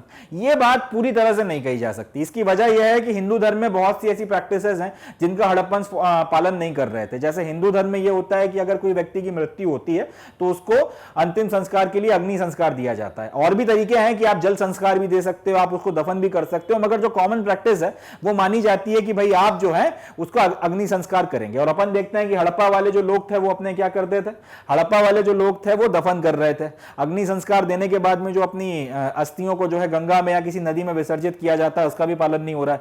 अपन ये देख रहे हैं कि अगर क्रिमेशन किया गया तो उसके बाद में उसके सारी राख वगैरह को गाड़ दिया जाता था किसी इसमें। तो इसके अलावा भी और जो कॉमन प्रैक्टिसेस वगैरह हैं, वर्ण व्यवस्था जो है हिंदू धर्म में आपको देखने को मिलती है या हिंदू सोसाइटी में देखने को मिलती है, उसके आपको हड़प्पा में कोई प्रमाण वगैरह देखने को नहीं मिल रहा है। तो इसके बेसिस पर अपन लोग ये कह सकते हैं ये स्टेटमेंट गलत है। और चौथा, Harappa was an urban revolution. ये बात तो बिल्कुल सच है। हड़प्पा अर्बन रिवॉल्यूशन इसलिए है क्योंकि इस तरीके का शहर इसके पहले आपको नहीं देखने को मिलता इतिहास में, और इसके बाद से शहरों का एक जबरदस्त आपको जाल देखने को मिलता है जिसमें आपका अर्बन प्लानिंग है, ग्रिड सिस्टम में रोड बनाई गई है और ऐसे ऐसे स्ट्रक्चर देखने को मिलते हैं कि आपकी आंखें फटी की फटी रह जाती हैं। तो यहां से अगर आप ये बोलेंगे कौन कौन सा स्टेटमेंट सही है, तो ये सही है, ये सही है, ये सही है, ये वाला स्टेटमेंट सही नहीं है। हड़प्पन सिविलाइजेशन के लोग जो थे वो पूरी तरीके से हिंदू धर्म का पालन नहीं कर रहे थे। हाँ, कुछ पर्टिकुलर एलिमेंट्स हैं जो आपको देखने को मिलते हैं। तो आप ये कह सकते हो कि हिंदू धर्म शायद डेवलप जब हो रहा था अपने शुरुआती फेजेस में, उस वक्त जो भी थोड़ा बहुत ये रिलीजियस प्रैक्टिसेस का पालन किया जाता था वो हड़प्पन फॉलो करते थे, मगर वो एग्जैक्टली हिंदू धर्म था जिसको हम लोग आज हिंदू धर्म के तौर पर जानते हैं या सनातन धर्म के तौर पर जानते हैं, तो वो इनके लिए बात फिट नहीं बैठती। सही आंसर क्या हो जाएगा? इसका सही आंसर हो जाएगा सी। चले अगला देखते हैं। इतना डिटेल में बताने की वजह भी यह है कि इस तरीके का क्वेश्चन अगर रिलीजन पर घूम फिर कर आता है तो आप लोग उसका जवाब दे पाए। चले नेक्स्ट क्वेश्चन की तरफ पढ़ते हैं। Which one of the following is not correctly matched. इनमें से कौन सा जो है करेक्टली मैच नहीं किया गया? पहला ऑप्शन 1921 मोहनजोदाड़ो, दूसरा ऑप्शन 1921 हड़प्पा, तीसरा 1955 लोथल, चौथा 1990 धोलवीरा। अब ये बड़ा इंटरेस्टिंग क्वेश्चन है। जिन बच्चों ने लेक्चर्स देखे हैं या जिन बच्चों ने एनसीईआरटी पढ़ी है, अपन ने कहीं पर ये नहीं देखा कि इस साल में आपको ये वाला शहर जो है हड़प्पा का या हड़प्पन सिविलाइजेशन का देखने के लिए मिल गया है और उसको फिर अपन ने रट रखा हो कि इस साल में ये वाला शहर डिस्कवर हुआ था, इस साल में ये वाला हुआ था। तो फिर हम लोग इसका जवाब कैसे दे सकते हैं? इसको करने के लिए भी थोड़े से कॉमन सेंस का इस्तेमाल करना पड़ेगा। लोथल और धोलवीरा की तरफ हम लोग आगे बढ़ते हैं। थोड़ा सा स्पेक्युलेटिव गेसिंग की मदद से अगर आप चलोगे तो उसको सॉल्व किया जा सकता है। हमने ये पढ़ा था कि 1947 में पार्टीशन के बाद आपका जो हड़प्पन सिविलाइजेशन की जो मेजर सिटीज हैं वो चली गई पाकिस्तान में। अब आर्कियोलॉजिकल सर्वे ऑफ इंडिया को ये लगा कि सिविलाइजेशन हमारी है, पूरा का पूरा हमारा अस्तित्व सिविलाइजेशन से शुरू हो रहा है, और क्योंकि वो एक नए देश में चला गया है, अब हमको उस सिविलाइजेशन के जो नए शहर हैं वो ढूंढना पड़ेंगे अपने देश में जो हमारे हिस्से में आया है। उसके बाद बड़े लेवल पर एक्सकवेशन हुए हैं, काफी सारे आपके प्रदेशों में जो है आर्कियोलॉजिकल सर्वे ऑफ इंडिया ने खुदाइयां करी और वहां से फिर नए नए शहरों की खोज हुई। अब उसके बाद हम लोगों ने कुछ मेन जो शहर खोजे गए थे उसके बारे में उनके नाम देखे थे, तो उसमें नाम आया था लोथल का और धोलवीरा का। इन दो शहरों का नाम प्रीडोमिनेंटली आया था कि आजादी के बाद में आर्कियोलॉजिकल सर्वे ऑफ इंडिया ने लोथल, धोलवीरा, राखीगढ़ी इन सब की खोज की थी। इसका मतलब ये हुआ कि हमें ये तो नहीं पता कि ये 1955 में खोजा गया था या नहीं, या ये 1990 में खोजा गया था या नहीं, मगर हम लोगों को ये पता है कि ये आजादी के बाद खोजे गए थे। तो 2 मिनट के लिए हम लोग इनको सेफ मान लेते हैं कि क्योंकि ये आजादी के बाद खोजे गए थे और दोनों 1955 और 1990 1947 के बाद की डेट है, तो इनको सही मानकर चलते हैं थोड़ी देर के लिए। अब 2 ऑप्शंस बचे आपके पास में, 1921 मोहनजोदाड़ो और 1921 हड़प्पा। यहां पर फिर हम लोगों ने जब डिस्कशन वगैरह किया था तो 1921 में जब ये डिक्लेरेशन किया गया कि भाई हमने एक नई सिविलाइजेशन खोज ली है, तो वो हड़प्पा शहर के बारे की पहले डिस्कवरी हुई थी, बाद में मोहनजोदाड़ो शहर की डिस्कवरी हुई थी, और उसके बाद जो है ये आपका डिक्लेरेशन वगैरह किया गया था। तो जो सही जवाब है इस चीज का कि कौन सा ऑप्शन जो है करेक्टली मैच नहीं है, वो होगा मोहनजोदाड़ो। मोहनजोदाड़ो जो है 1921 में एक्सकवेट पूरी तरह से नहीं हुआ था, इसका पूरा एक्सकवेशन होने में और वक्त लगा था। सही जवाब क्या हो जाएगा इसका सही ऑप्शन हो जाएगा ए, क्योंकि ये करेक्टली मैच नहीं है। 1921 तक हड़प्पन शहर को पूरी तरह से निकाल कर इसमें जो भी खोज थी उसके बेसिस पे डिक्लेरेशन कर दिया गया था। मोहनजोदाड़ो थोड़ा बहुत आपको मिल गया था, बट पूरा शहर जो है एक्सकवेट एज सच नहीं हुआ था उस वक्त तक। सही ऑप्शन क्या हो गया इसका? मोहनजोदाड़ो। 1921 की करेक्टली मैच नहीं है। अगला देखते हैं, आसान सवाल है। Who was the first director general of archaeological survey of India? इनमें से कौन जो था आर्कियोलॉजिकल सर्वे ऑफ इंडिया का पहला डायरेक्टर जनरल था? कुछ वक्त पहले डिस्कशन वगैरह किया था, उसमें भी मैंने इनका जिक्र किया था, और इसके अलावा जब हम लोग डिस्कशन कर रहे थे अपने लेक्चर्स वगैरह में, उसमें भी इसका जिक्र आया था। किसी बच्चे ने अगर एनसीईआरटी का में लास्ट के जो 2-3 पन्ने हैं पहले चैप्टर के वो पढ़े हो तो उसे भी अंदाजा होगा कि आर्कियोलॉजिकल सर्वे ऑफ इंडिया के पहले डायरेक्टर जनरल का नाम था अलेक्जेंडर कनिंघम। इंपॉर्टेंट इसलिए है कि हड़प्पा में जो खुदाई वगैरह का काम था इन्होंने शुरू करवाया था, इसलिए इन, और बाद में फिर इनको कुछ सील वगैरह मिली। हालांकि ये अपनी गलतफहमियों में थे कि जो ये शहर इनको गलती से मिल गया है ये कोई खोया हुआ बुद्धिस्ट शहर है, ये कोई बौद्ध शहर है। वो दूसरी बात थी कि इनको फिर वहां पे बुद्धा की कोई प्रतिकृति मिलना दूर की बात है, इनको लाफिंग बुद्धा तक की प्रतिकृति वहां पे देखने को नहीं मिली। उसके बाद में फिर इन्होंने बोला कि हमारा अनुमान गलत है, ये कुछ और कहानी है, और खोज बीन की गई तो सील्स वगैरह मिली, और 1875 में फिर इन्होंने अभी भी इनको नहीं पता है कि ये सिविलाइजेशन है या क्या है, मगर एक रिपोर्ट लिखी थी वहां से मिलने वाली सील्स के ऊपर, जिसको बाद में फिर चेंज करके रिपोर्ट ऑन हड़प्पन सील के नाम से पढ़ाया जाता है। मगर इनको कुछ अंदाजा नहीं था कि इनके हाथ में क्या लग गया है, बट खुदाई का काम क्योंकि इन्होंने कराया था और पहले डायरेक्टर जनरल थे इसलिए इनको याद रखा जाता है। सही जवाब क्या है? Alexander Cunningham. 24 का सही ऑप्शन आपका ए हो गया। Who was the first director general of archaeological survey of India? Alexander Cunningham. John Marshall ने क्या किया था? जॉन मार्शल ने हड़प्पन सिविलाइजेशन या फिर इंडस वैली सिविलाइजेशन की खोज कर ली है, ये बात दुनिया को बताई थी। जेम प्रिंसेप का जिक्र अभी आगे आएगा। जेम प्रिंसेप ने क्या किया था? 2 स्क्रिप्ट्स की, सेकंड चैप्टर में इसको डिटेल में पढ़ेंगे भी। 2 स्क्रिप्ट्स, एक आपकी प्राकृत और दूसरी आपकी खारूश थी। इसमें जो शिलालेख आपको मिले थे उनको पढ़ने में या उनके डिसाइफरमेंट में जो है सफलता हासिल कर ली थी। चले जी अगला देखते हैं। From where did Harappans get tin? Harappans को जो था टिन कहां से मिलता था? हम लोगों पहला तो यह सवाल कि टिन का करते क्या थे, तो कॉपर में टिन मिलाकर एक नई चीज बनाई जा सकती है जिसको बोलते हैं ब्रॉन्ज, और ब्रॉन्ज जो है वो कॉपर से ज्यादा अच्छी क्वालिटी की होती है। इस बारे में हड़प्पन्स को पता चल गया था। अब प्रॉब्लम ये थी कि जिन इलाकों में ये लोग रहते थे वहां पर ना ज्यादा मात्रा में कॉपर मिलता था ना ज्यादा मात्रा में टिन मिलती थी। कॉपर तो खैर ये लोग आपका राजस्थान से लेकर आ रहे थे, टिन की व्यवस्था ये लोग अफगानिस्तान से करते थे। अफगानिस्तान से ये लोग टिन लेकर आया करते थे, ये अपन लोगों ने डिस्कस कर रखा है। तो सही जवाब क्या हो जाएगा? ए, अफगानिस्तान। अगला देखते हैं। The most important industry of Harappan at Chanhudaro was? Chanhudaro में सबसे इंपॉर्टेंट इंडस्ट्री कौन सी थी? चानूदारो को जब अपन ने डिस्कस किया था तो पढ़ा था कि चानूदारो एक छोटा सा सेटलमेंट है, कोई बहुत बड़ी रिहाइश नहीं थी। इंपॉर्टेंट इसलिए था क्योंकि वहां पे 50 तरीके के क्राफ्ट प्रोडक्शन होते थे। वो शहर या वो रिहाइश एक्सक्लूसिवली एक ही काम कर रही थी कि वो क्राफ्ट का काम करती थी। वहां पे आपको मेटल का भी क्राफ्ट देखने को मिलता था, पत्थरों पे भी काम हो रहा है, और भी दूसरी तरीके की जो शिल्पकारी थी वो की जाती थी। तो वहां जो मेजर काम आपको देखने को मिला, एक तो बीड मेकिंग होती थी, ये हमने पढ़ा था। इसके अलावा मेटल का काम देखने को मिलता था और बाकी सारी चीजें। उसमें भी प्राइमरीली बीड मेकिंग जो था उस पर काफी ज्यादा जोर दिया गया था। बीड में, और ऐसा नहीं था कि सिर्फ ये लोग एक ही तरीके की बीड बना रहे थे, अलग अलग शेप और साइज की बीड बनाते थे। उसमें भी जो आपका माइक्रो बीड है वो कैसे बनाया जाता था उस पर हमने बातचीत करी थी। हमें आज तक नहीं पता कि ये माइक्रो बीड कैसे बना लेते थे, पत्थर काट के इतने छोटे छोटे बीड्स बनाने की टेक्नोलॉजी इनके पास कैसे आई, वो क्या टूल्स थे जिसकी मदद से ये काम करते थे, आज तक हमारे पास इसका जवाब नहीं है। तो बीड मेकिंग में अलग अलग पत्थरों का इस्तेमाल हो रहा है, अलग अलग शेप साइज में बनाई बनाई जा रही है, ये बात हमने पढ़ी थी। ब्रिक मेकिंग एक ऐसी चीज है कि पूरे के पूरे इंडस वैली सिविलाइजेशन में हो रही थी, तो आप ये नहीं कह सकते कि एक पर्टिकुलर जगह पे जो है खास तरीके की अच्छी ईंटें बनाई जाती हैं। हैंडलूम वगैरह का तो खैर एज सच कोई जिक्र ही नहीं आया था, और शिप बिल्डिंग का भी ऐसा जो है ये आपको उन इलाकों में देखने को मिलेगी जहां पर कोस्ट हो। कोस्टल इलाके जो डिस्कवर हुए हैं वो एक ही है, वो है लोथल। तो शिप बिल्डिंग की अगर बात वगैरह आती है तो लोथल या उसके आसपास आनी चाहिए। चानूदारो तो आपको सिंध में बसा हुआ है। तो इसका सही जवाब क्या हो जाएगा? इसका सही जवाब हो जाएगा बीड मेकिंग। बीड मेकिंग में इन लोगों का स्पेशलाइजेशन था। अगला क्वेश्चन देखते हैं। The Harappan script was written from. अब हड़प्पन जो स्क्रिप्ट है वो कहां से कहां लिखी जाती थी? पहला ऑप्शन है बॉटम टू टॉप, यानी कि नीचे से ऊपर की तरफ लिख रहे हो।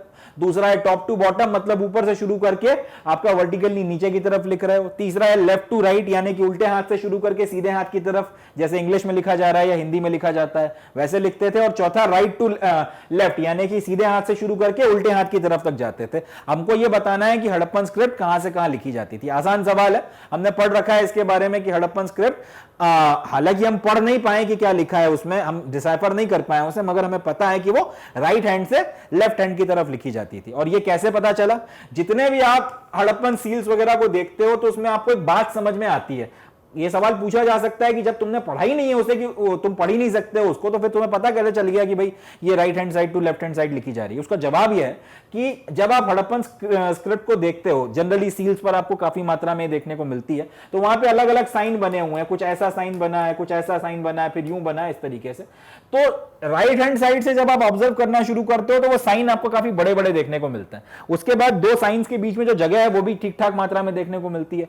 और राइट से जैसे आप लेफ्ट की तरफ जाते हो तब पता चलता है कि साइन का जो साइज है वो छोटा हो गया है, उनके बीच में स्पेसिंग कम हो गई है, और उनकी जो खूबसूरती है उसमें भी थोड़ा सा फर्क आया है। इससे एक बात समझ में आती है कि सामने वाले ने जब इनको पत्थर पे उकेरना शुरू किया था तब उसके पास जगह खूब थी, तो उसने बड़े बड़े अक्षर बनाए और सारी चीजें, या बड़े बड़े आपके सिंबल्स वगैरह बनाए। जैसे जैसे वो राइट हैंड साइड से लेफ्ट हैंड साइड की तरफ बढ़ना शुरू किया तो स्पेस कम पड़ने लगा। अब ये आज की तारीख में जो आपके पन्ने होते हैं वैसा तो है नहीं कि एक पेज पे बात लिखी हो पूरी, नहीं तो अगले पेज पे लिख दी। सील्स पर आपको एक सर्टेन जगह में एक सर्टेन संदेश देना ही देना है, तो उस बात को पूरा करने के लिए फिर उसने छोटा अक्षरों को छोटा, या जो सिंबल्स उनको छोटा किया, स्पेस कम हुआ, तो वो चीज, वो जो एक आपकी वो जो एडजस्टमेंट है वो आपको लेफ्ट हैंड साइड में देखने को मिलता है, राइट हैंड साइड में देखने को नहीं मिलता। इसके बेसिस पर ये असम्पशन लगाया गया है, ये निष्कर्ष निकाला गया है कि जो स्क्रिप्ट थी ये right hand side to left hand side लिखी जाती थी। तो सही जवाब क्या हो जाएगा आपका? डी ऑप्शन जो है वो सही हो जाएगा कि हड़प्पन स्क्रिप्ट जो है वो right hand side to left hand side लिखी जाती थी। इतना एक्सप्लेन इसीलिए कर रहा हूं कि कोई बच्चा जो अगर डायरेक्टली आपका एमसीक्यूज देख रहा हो तो उसको भी जो है समझ में आए। बट फिर भी मैं आप लोगों से रिक्वेस्ट करूंगा कि लेक्चर्स पूरे पूरे जाकर देखिए। एक बार अगर आप लोगों ने, और मैं गारंटी के साथ मैं कह रहा हूं, you can take it as a guarantee from me, एक बार अगर आपने मेरे लेक्चर्स देख लिए, एक दो बार जितना आपको समझने में, रिटेंशन करने में जरूरी है, उसके बाद आपको एनसीईआरटी भी पढ़ने की जरूरत नहीं है। आप उसके बाद डायरेक्ट जाके अपना पेपर अटेम्प्ट करिए। It's a guarantee if you have gone through my lectures religiously, ढंग से पढ़ा है, रिटेंशन आपका ठीक ठाक है, आप 90% से ज्यादा जो है आपके क्वेश्चन पेपर में स्कोर कर देंगे। चलें जी, इसका सही जवाब क्या है? Right to left. अगला देखते हैं 28th, the roads and streets were laid out along an approximate dash pattern. अपने को यह बताना है कि हड़प्पन सिविलाइजेशन में जो रोड्स बनाई जाती थी और जो स्ट्रीट्स बनाई जाती थी, जो रोड का मतलब आपकी मेन रोड और स्ट्रीट्स का मतलब जो आपके मकान वगैरह बने उनके सामने से जाने वाली जो सर्विस लेन्स हैं, इनको किस पैटर्न में डाला जाता था? बहुत डिटेल में बातचीत करी है इसके बारे में कि इनको ग्रिड पैटर्न में डाला जाता था। ग्रिड पैटर्न का मतलब क्या? आपकी मेन रोड हो गई और उसके ऊपर जो स्ट्रीट्स हैं वो एक दूसरे को 90 के एंगल पर कट करती हैं, इनके बीच में 90 का एंगल बनता है। और ऐसा करने से मजा क्या आता है आपको? इससे फायदा यह होता है कि पूरा का पूरा शहर कई सारे रेक्टेंगुलर ब्लॉक्स में सब डिवाइड हो जाता है। उससे एक एक रेक्टेंगुलर ब्लॉक को फिर आप डेवलप कर सकते हो और उसका फिर मैनेजमेंट करना और उसके फिर पूरा उस रिहाइश को अच्छे से आपका सस्टेन करना ज्यादा आसान हो जाता है। आज की तारीख में भी जो शहर प्लान करके बसाए जाते हैं इसमें ग्रिड पैटर्न का इस्तेमाल बड़े लेवल पर होता है। तो इंपॉर्टेंस इसीलिए आ जाती है कि ये भाई लोगों को 4500 साल पहले इस बात का अंदाजा था कि अगर ग्रिड पैटर्न के बेसिस पर शहर बसाया गया उसका मैनेजमेंट या और मेंटेनेंस ज्यादा आसान हो जाएगा। इसलिए ग्रिड पैटर्न इंपॉर्टेंट हो जाता है और इसको अलग से पढ़ाया जाता है। 28 का सही जवाब क्या हो गया? ग्रिड पैटर्न के बेसिस पे बसाया जाता था। अगला देखते हैं, the false statement about Alexander Cunningham is. Alexander Cunningham के बारे में इनमें से गलत स्टेटमेंट कौन सा है इसमें से गलत स्टेटमेंट जो है अलेक्जेंडर कनिंघम के बारे में कौन सा है वो हमको बताना है। थोड़ा बहुत अभी हम लोगों ने बातचीत करी तो इतना तो आप लोगों को पता चल ही चुका है कि ये भाई साहब जो थे आर्कियोलॉजिकल सर्वे ऑफ इंडिया के पहले डायरेक्टर थे। काम के इसलिए हैं क्योंकि इन्होंने हड़प्पा में खुदाई करवाई थी। ये दूसरी बात है कि ये गलत सलत अजम्पशन लेकर चल रहे थे उसके बारे में और आखिर तक इनको पता नहीं चला कि इनके हाथ में क्या लग गया। मगर दो बातों के लिए काम किया है, एएसआई के पहले डायरेक्टर जनरल और दूसरा हड़प्पा में खुदाई कराने का श्रेय इनको जाता है। चलें जी, तो इनके बारे में ये देखना है कि कौन सा स्टेटमेंट गलत है। He excavated many sites including Sanchi and Sarnath. बात सही है कि ये सिर्फ हड़प्पा में खुदाई नहीं करवा रहे थे, सांची का स्तूप वगैरह और सारनाथ वगैरह में भी इन्होंने खुदाइयां चालू करवा रखी थी।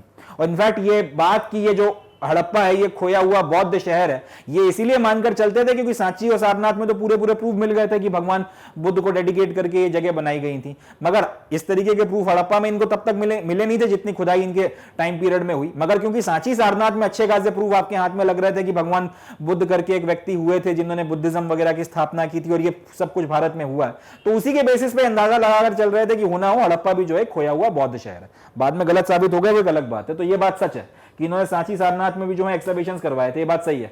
दूसरा, he played role in establishing Indian archaeological survey of India, ये बात भी सच है। तीसरा, he became the first director general of archaeological department, ये बात भी सच है। चौथा, he was a British doctor, ये बात गलत है, ये बात सच नहीं है, ये ब्रिटिश डॉक्टर नहीं थे, ये ब्रिटिश गवर्नमेंट के लिए काम करने वाले एक अफसर थे।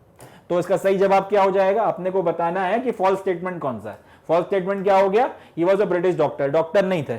आर्कियोलॉजिस्ट भी प्रोफेशनली आप नहीं कह सकते हो, मगर अंग्रेज सरकार की अंग्रेज हुकूमत की मुलाजमत में थे, ये डॉक्टर नहीं थे, ब्रिटिश डॉक्टर नहीं थे। सही जवाब क्या हो गया, ही वॉज अ ब्रिटिश डॉक्टर, ये फॉल्स स्टेटमेंट है और क्योंकि हमको फॉल्स स्टेटमेंट बताना है इसलिए सही जवाब आपका डी हो गया। अगला देखते हैं, where were large granaries found. पहली चीज की ग्रेनरी का मतलब क्या है, ग्रेनरी का मतलब होता है भंडार गृह, जहां पे आप अपने अनाज का भंडारण कर रखते हैं। जब आपने खूब सारा खेती किसानी करी, उससे आपको काफी सारा अनाज मिला, उस सारे अनाज को अब आपने स्टोर करना है।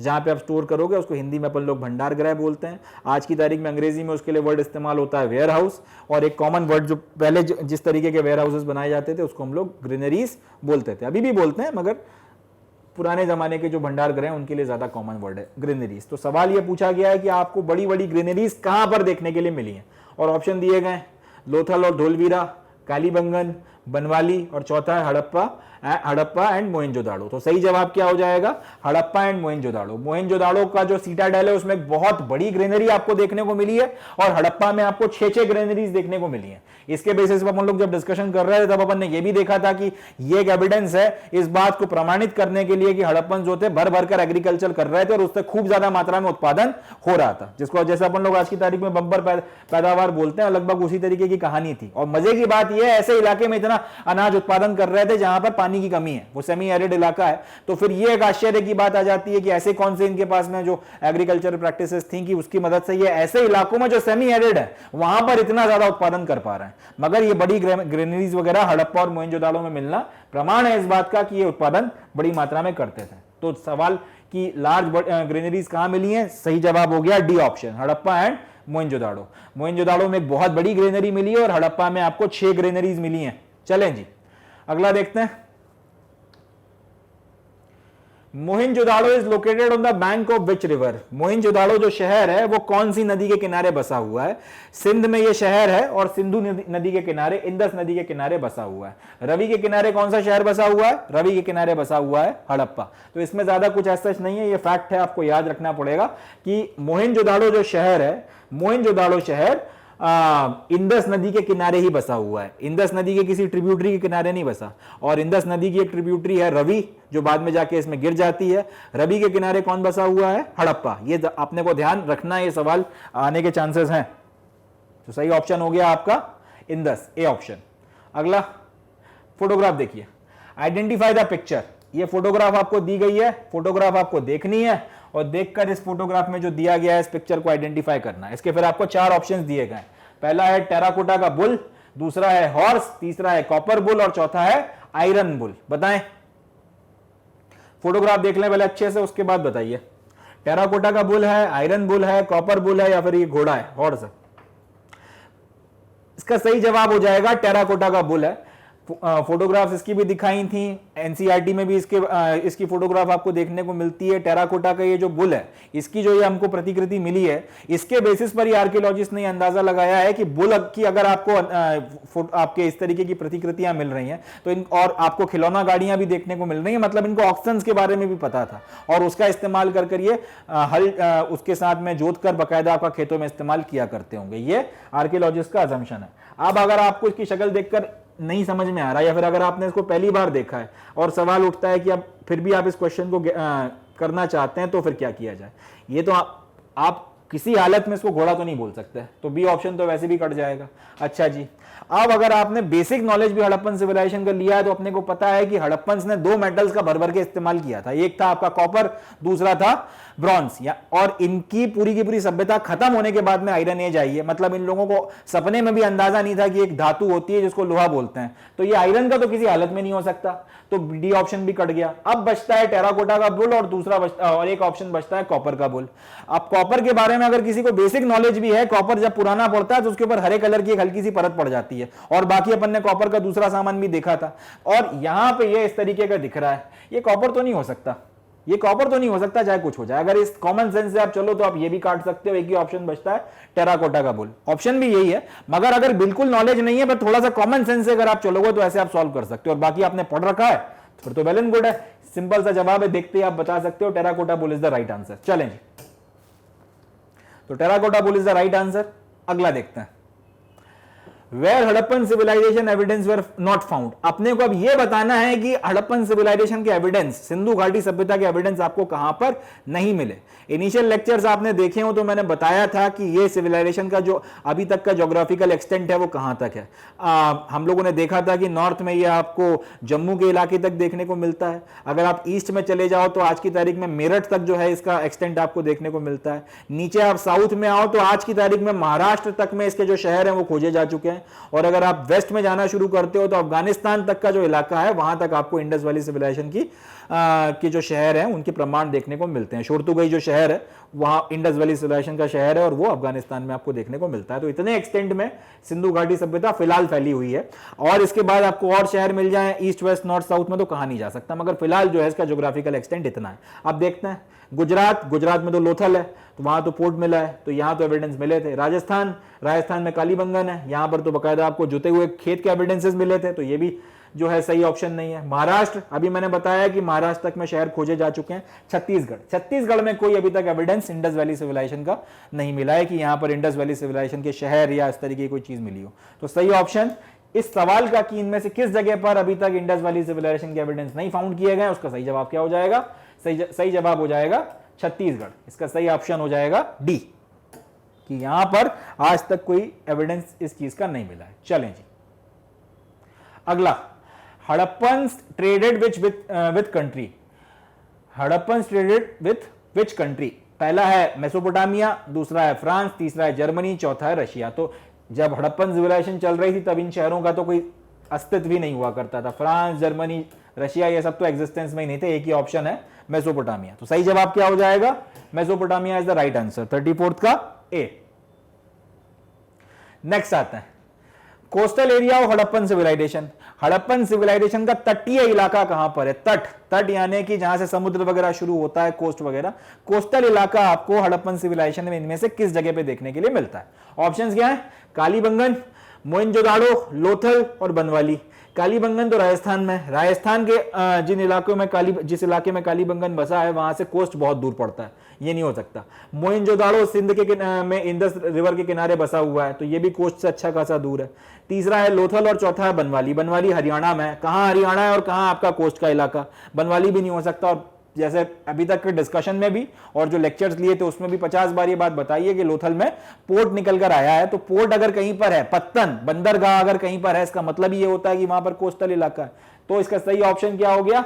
लोथल जो है वो कोस्टल रीजन या कोस्टल पोर्शन कहा जा सकता है, या कोस्टल एरिया कहा जा सकता है इंडस वैली सिविलाइजेशन का। सही जवाब क्या हो गया इसका सही जवाब हो गया सी। नेक्स्ट देखते हैं। Name 2 Harappan settlements which were specialise centre for making shell objects. अब इसके बारे में अपन लोगों ने आखिरी आपका सेकंड लास्ट या थर्ड लास्ट चैप्टर जो था, जिसमें अपन लोग जो क्राफ्ट प्रोडक्शन के स्पेशलाइजेशन सेंटर थे उस पर अपन डिस्कस कर चुके हैं। अपन ने पढ़ा था कि कुछ शहरों, हड़प्पन वगैरह जनरली क्या करते थे, कोई सामान लाने के लिए, अगर क्राफ्ट के लिए उनको किसी सामान की जरूरत है, या तो आप कहीं से इंपोर्ट कर लो, या फिर आप ये करते थे, अगर आप इंपोर्ट करना आपको लाभप्रद नहीं बैठ रहा है तो आप ये देखते थे कि वो सामान है कहां पर, वो ज्यादा मात्रा में वो मटेरियल आपको कहां मिल रहा है, और उसी के आसपास, या तो वहीं पर या फिर उसी के आसपास आप अपनी रिहाइश बसा लेते थे और वहीं पर फिर आप काम करते थे। इसके 2-3 एग्जांपल्स भी देखे थे, एक था चानूदारो, दूसरा था आपका लोथल, और तीसरा था नागेश्वर एंड बालाकोट। तो सवाल क्या पूछा गया है, आपको ऐसी 2 हड़प्पन सेटलमेंट्स बतानी है जो स्पेशलाइज्ड सेंटर्स हैं शेल ऑब्जेक्ट्स पे, शेल ऑब्जेक्ट्स में जहां पे भर भर के काम होता था। अपन ने देखा था कि चानूदारो में जो है बीड मेकिंग का स्पेशलाइजेशन था। लोथल एक ऐसी जगह थी जहां से आपको मेटल हो या दूसरे मटेरियल्स हो, स्टोन्स वगैरह, वो या दूसरी चीजें, आपका क्ले और टेराकोटा वगैरह के लिए सामान वो आसानी से मिल जाता था। And Nageshwar and Balakot coastal इलाके के ज्यादा पास में थे, और ये यहां पे शेल ऑब्जेक्ट्स काफी ज्यादा मात्रा में मिला है, और भर भर कर यहां पर शेल ऑब्जेक्ट्स वगैरह जो था उसका इस्तेमाल क्राफ्ट प्रोडक्शन के लिए किया जाता था। तो जो सवाल है आपका कि हड़प्पन सेटलमेंट, वो 2 हड़प्पन सेटलमेंट जो स्पेशलाइज्ड सेंटर थे शेल ऑब्जेक्ट्स बनाने के, उसका सही जवाब क्या हो गया, नागेश्वर एंड बालाकोट। और फिर यहीं से एक बात की, शेल ऑब्जेक्ट्स का बड़े पैमाने पर इस्तेमाल किया जाता था, या शेल ऑब्जेक्ट, शेल की मदद से बड़े मात्रा में आपके सामान बनाए जाते थे।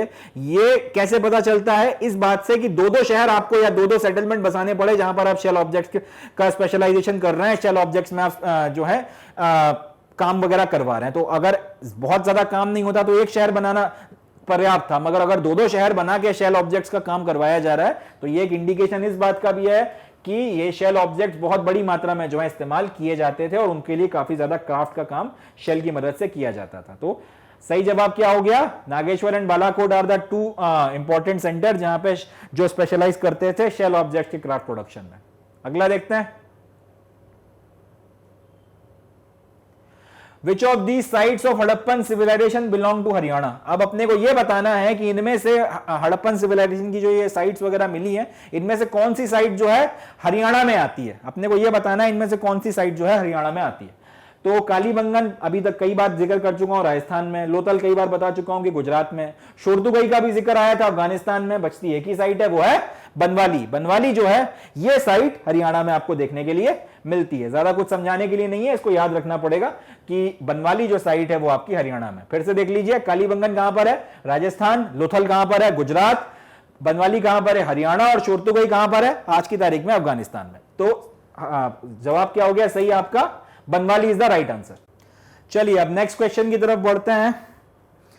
38 क्वेश्चन, from where did Harappans get gold. Harappans जो थे इनको सोना कहां से मिलता था, ये अपने लिए जो सोना वगैरह कहां से लाया करते थे। तो उसके बाद आपको ऑप्शंस दिए गए, south India, central India, Himalayan region and Chota Nagpur reason. अब अपन लोगों ने इस बात को पढ़ा था कि हमको थोड़ा बहुत मात्रा में हड़प्पन सिविलाइजेशन में जो एक्सकवेशंस किए हैं उसमें गोल्ड और सिल्वर के ऑर्नामेंट्स भी मिले हैं। अजम्पशन भी हम लोगों ने लगाया कि जिस तरीके से सोना आज महंगा है या फिर आज वैल्यूएबल है, उसी तरह से सोना उस वक्त भी जो था वैल्यूएबल था, महंगा था, क्योंकि बहुत कम मात्रा में मिला है और बहुत रेयरली जो है आपको इस तरीके से देखने को मिलता है। प्लस काफी उसके ऊपर काम वगैरह जो है बहुत इंट्रिकेटेडली किया गया है।